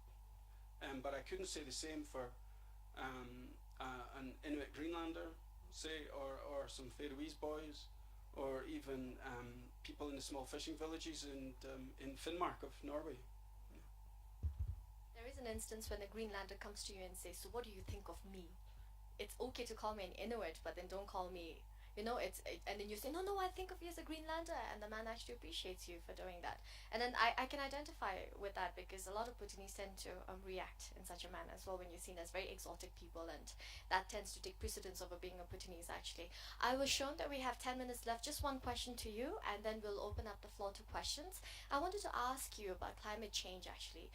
Do you write really because you want to tell these stories, or because you want to document that such a situation, such a people do exist, and in a way that we must accord the importance that is due to them because they're part of what humanity actually is? Your trip to Arctic Europe and your trip to Antarctica, and you're saying, okay, this is what I'm writing in your prologue. Actually, you write that, and then you say, now this is what I give to you, do what you want with it, and perhaps you will do something with it. There is that hope. Yeah, I don't know if I know why I write books at all. I don't know. I'd be interested to hear what some of the other speakers here have to say about why they write. When I write, I certainly don't have an audience in mind. I am Salinger, J.D. Salinger had a wonderful line in one of his short stories, Seymour, an introduction, where he's quotes from a letter, and he's encouraging someone how to be a writer. And he says, it's a brother writing to a brother. He says, you were a reader long before you were a writer, so you must write the book you most want to read. That simple. Don't do an MFA in creative writing. Just write the book you want to read. And so, and I took that very much to heart. And so I don't generally write with an audience in mind, but the audience is only me, and I'm a very harsh critic. But I'm writing the book that I most want. And so when I made this journey around Arctic Europe, and yeah, in some ways I wanted to catch that memory, if you like, embed it in amber, hold it for what it was, a journey in the early years of the 21st century around these places which are changing fast because of climate change. Similarly, when I went to Antarctica for a year and a half, I thought, here I've had this experience of being in a landscape entirely absent of rocks, features.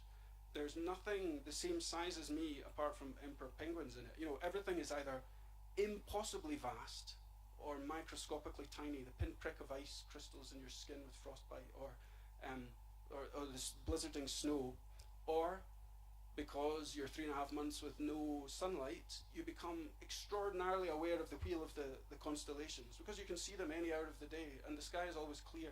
And so you really get a feel for the way the constellations turn. And so you walk out and you look up and you see where the Southern Cross is, and you know about what time of day it is.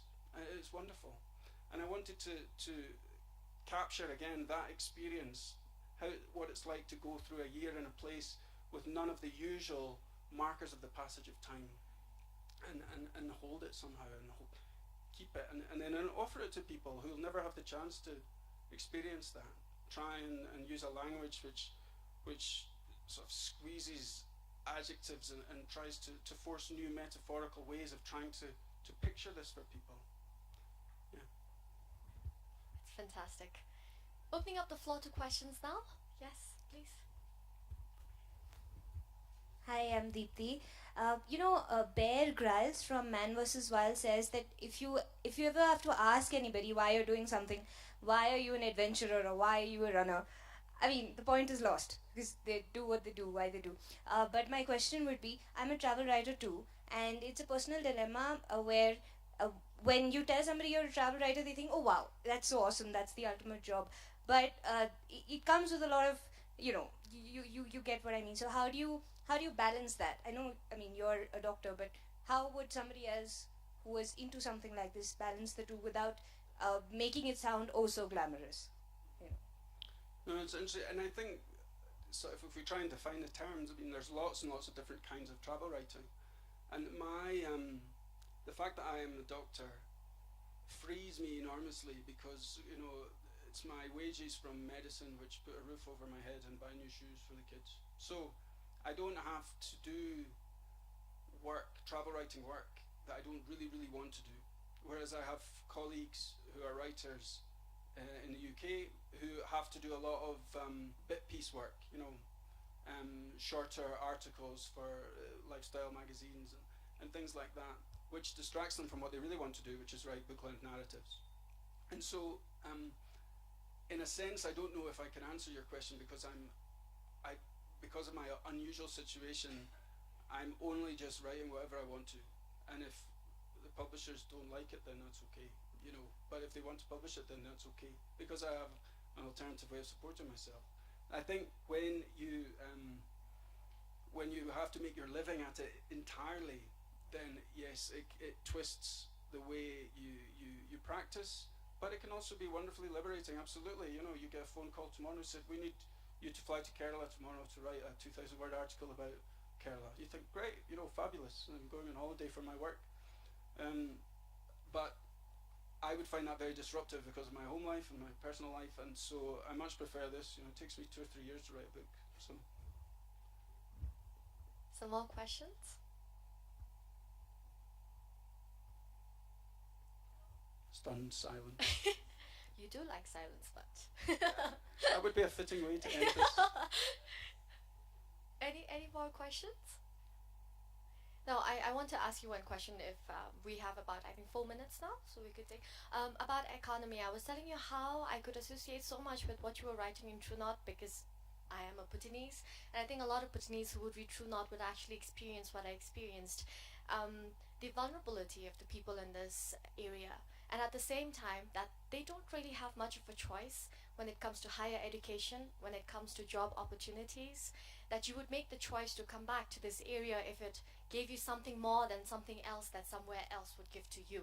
And you've pretty much given quite a few examples.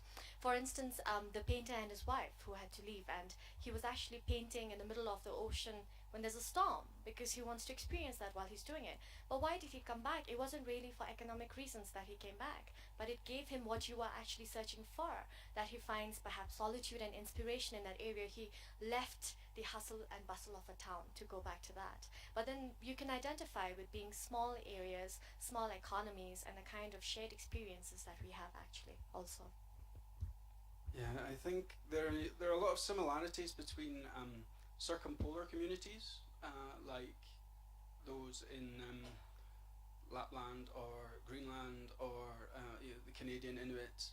Even if we talk about in terms of their remoteness and being circumpolar community, places like the Falkland Islands and Ushuaia in Patagonia, Argentinian Patagonia. Because there's a lot of similarities between those places and between high mountain or mountainous communities, whether they're in the Andes or whether they're in the Himalayas. And it's just because of this unifying aspect of being marginal to the main driver of the culture, which is either further north if you're in Patagonia, or here, drivers of the culture coming from North India, or in the Andes, for example. So there are a lot of similarities in terms of access. These are difficult places to get to. There's small communities. They've traditionally struggled very much in order to be self-sustainable in terms of food that they grow. And so whenever I've been traveling in the Himalayas, I've noticed a great deal of similarities between places at completely the opposite end of the globe, because human beings are human beings, and the environment that we live in shapes us, and these are ultimately quite similar environments in terms of the pressure they place on us. I think we're out of time, but there are two instances in the book where specific. Oh, one question. Do we have time for a question? Quick.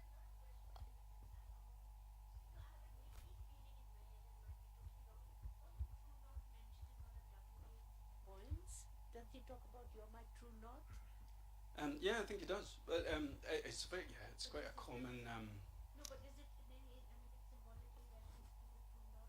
Yeah, well, no, not specifically. So in the sense that he's making a reference to a very a cultural impression we have of the importance of orientation and a compass needle. A compass needle will always point us home, or a compass needle will always point us in. And we have an enormous tradition in the West of idealizing Arctic landscapes. Especially through the 19th century, and the Victorian British were obsessed, with the Northwest Passage and endless expeditions going into the Arctic and disappearing. And they saw it as a real testing ground and a place of where truth might emerge, where you confront yourself and come out with some truths. And so I think that's perhaps what Yeats is suggesting. So Bhutan is mentioned in the book in a sentence because you meet a fellow traveler who's traveled through Tibet to Bhutan, the closed kingdom of Bhutan. Then I looked at when your book was published, 2008, so I was thinking, yeah, okay, we were a little close that time. Then also another one, which was very interesting. He mentions a very immense phallus, which is a Norse god actually called Frey. It's the god of fertility, I think. And I was like, oh, not bad. There's another similarity there, glaring similarity actually, if I could submit that to you. But yeah, I don't know. Here is this fertility cult is also associated with horses. In Norway, they associate it very much with horses, with stallions, and they have a day which is the day of stallions, and it's associated with Frey. And they have the most powerful stallion. If you sacrifice the most powerful stallion, that was an extremely powerful thing to do in the pre-Christian Norse. Yeah. Very rich books that Gavin writes. I thoroughly enjoyed reading his True North, and I do hope I get my hands on Empire Antarctica. Yeah. But it was a joy talking to you, Gavin. Thank you so much for sharing. You're welcome. I'm sorry they've sold out. Thank you so much. Thank you, Gavin and Namge-sam, for those beautiful photographs and for that wonderful session. Our lunch break is till 1:55, and before we go silence our stomachs, just a few reminders once again. With the change in the program, we have a 4:15 session, which is a chef in every home. That's the change. Wild Spirits has been moved to the 24th, And after the Living on the Edge session at 5:30, we have a new session. Instead of winter evenings, there'll be Singye Namge, a class 6 student who's going to be reading to us as well. So please do join us in Taj after lunch. Thank you.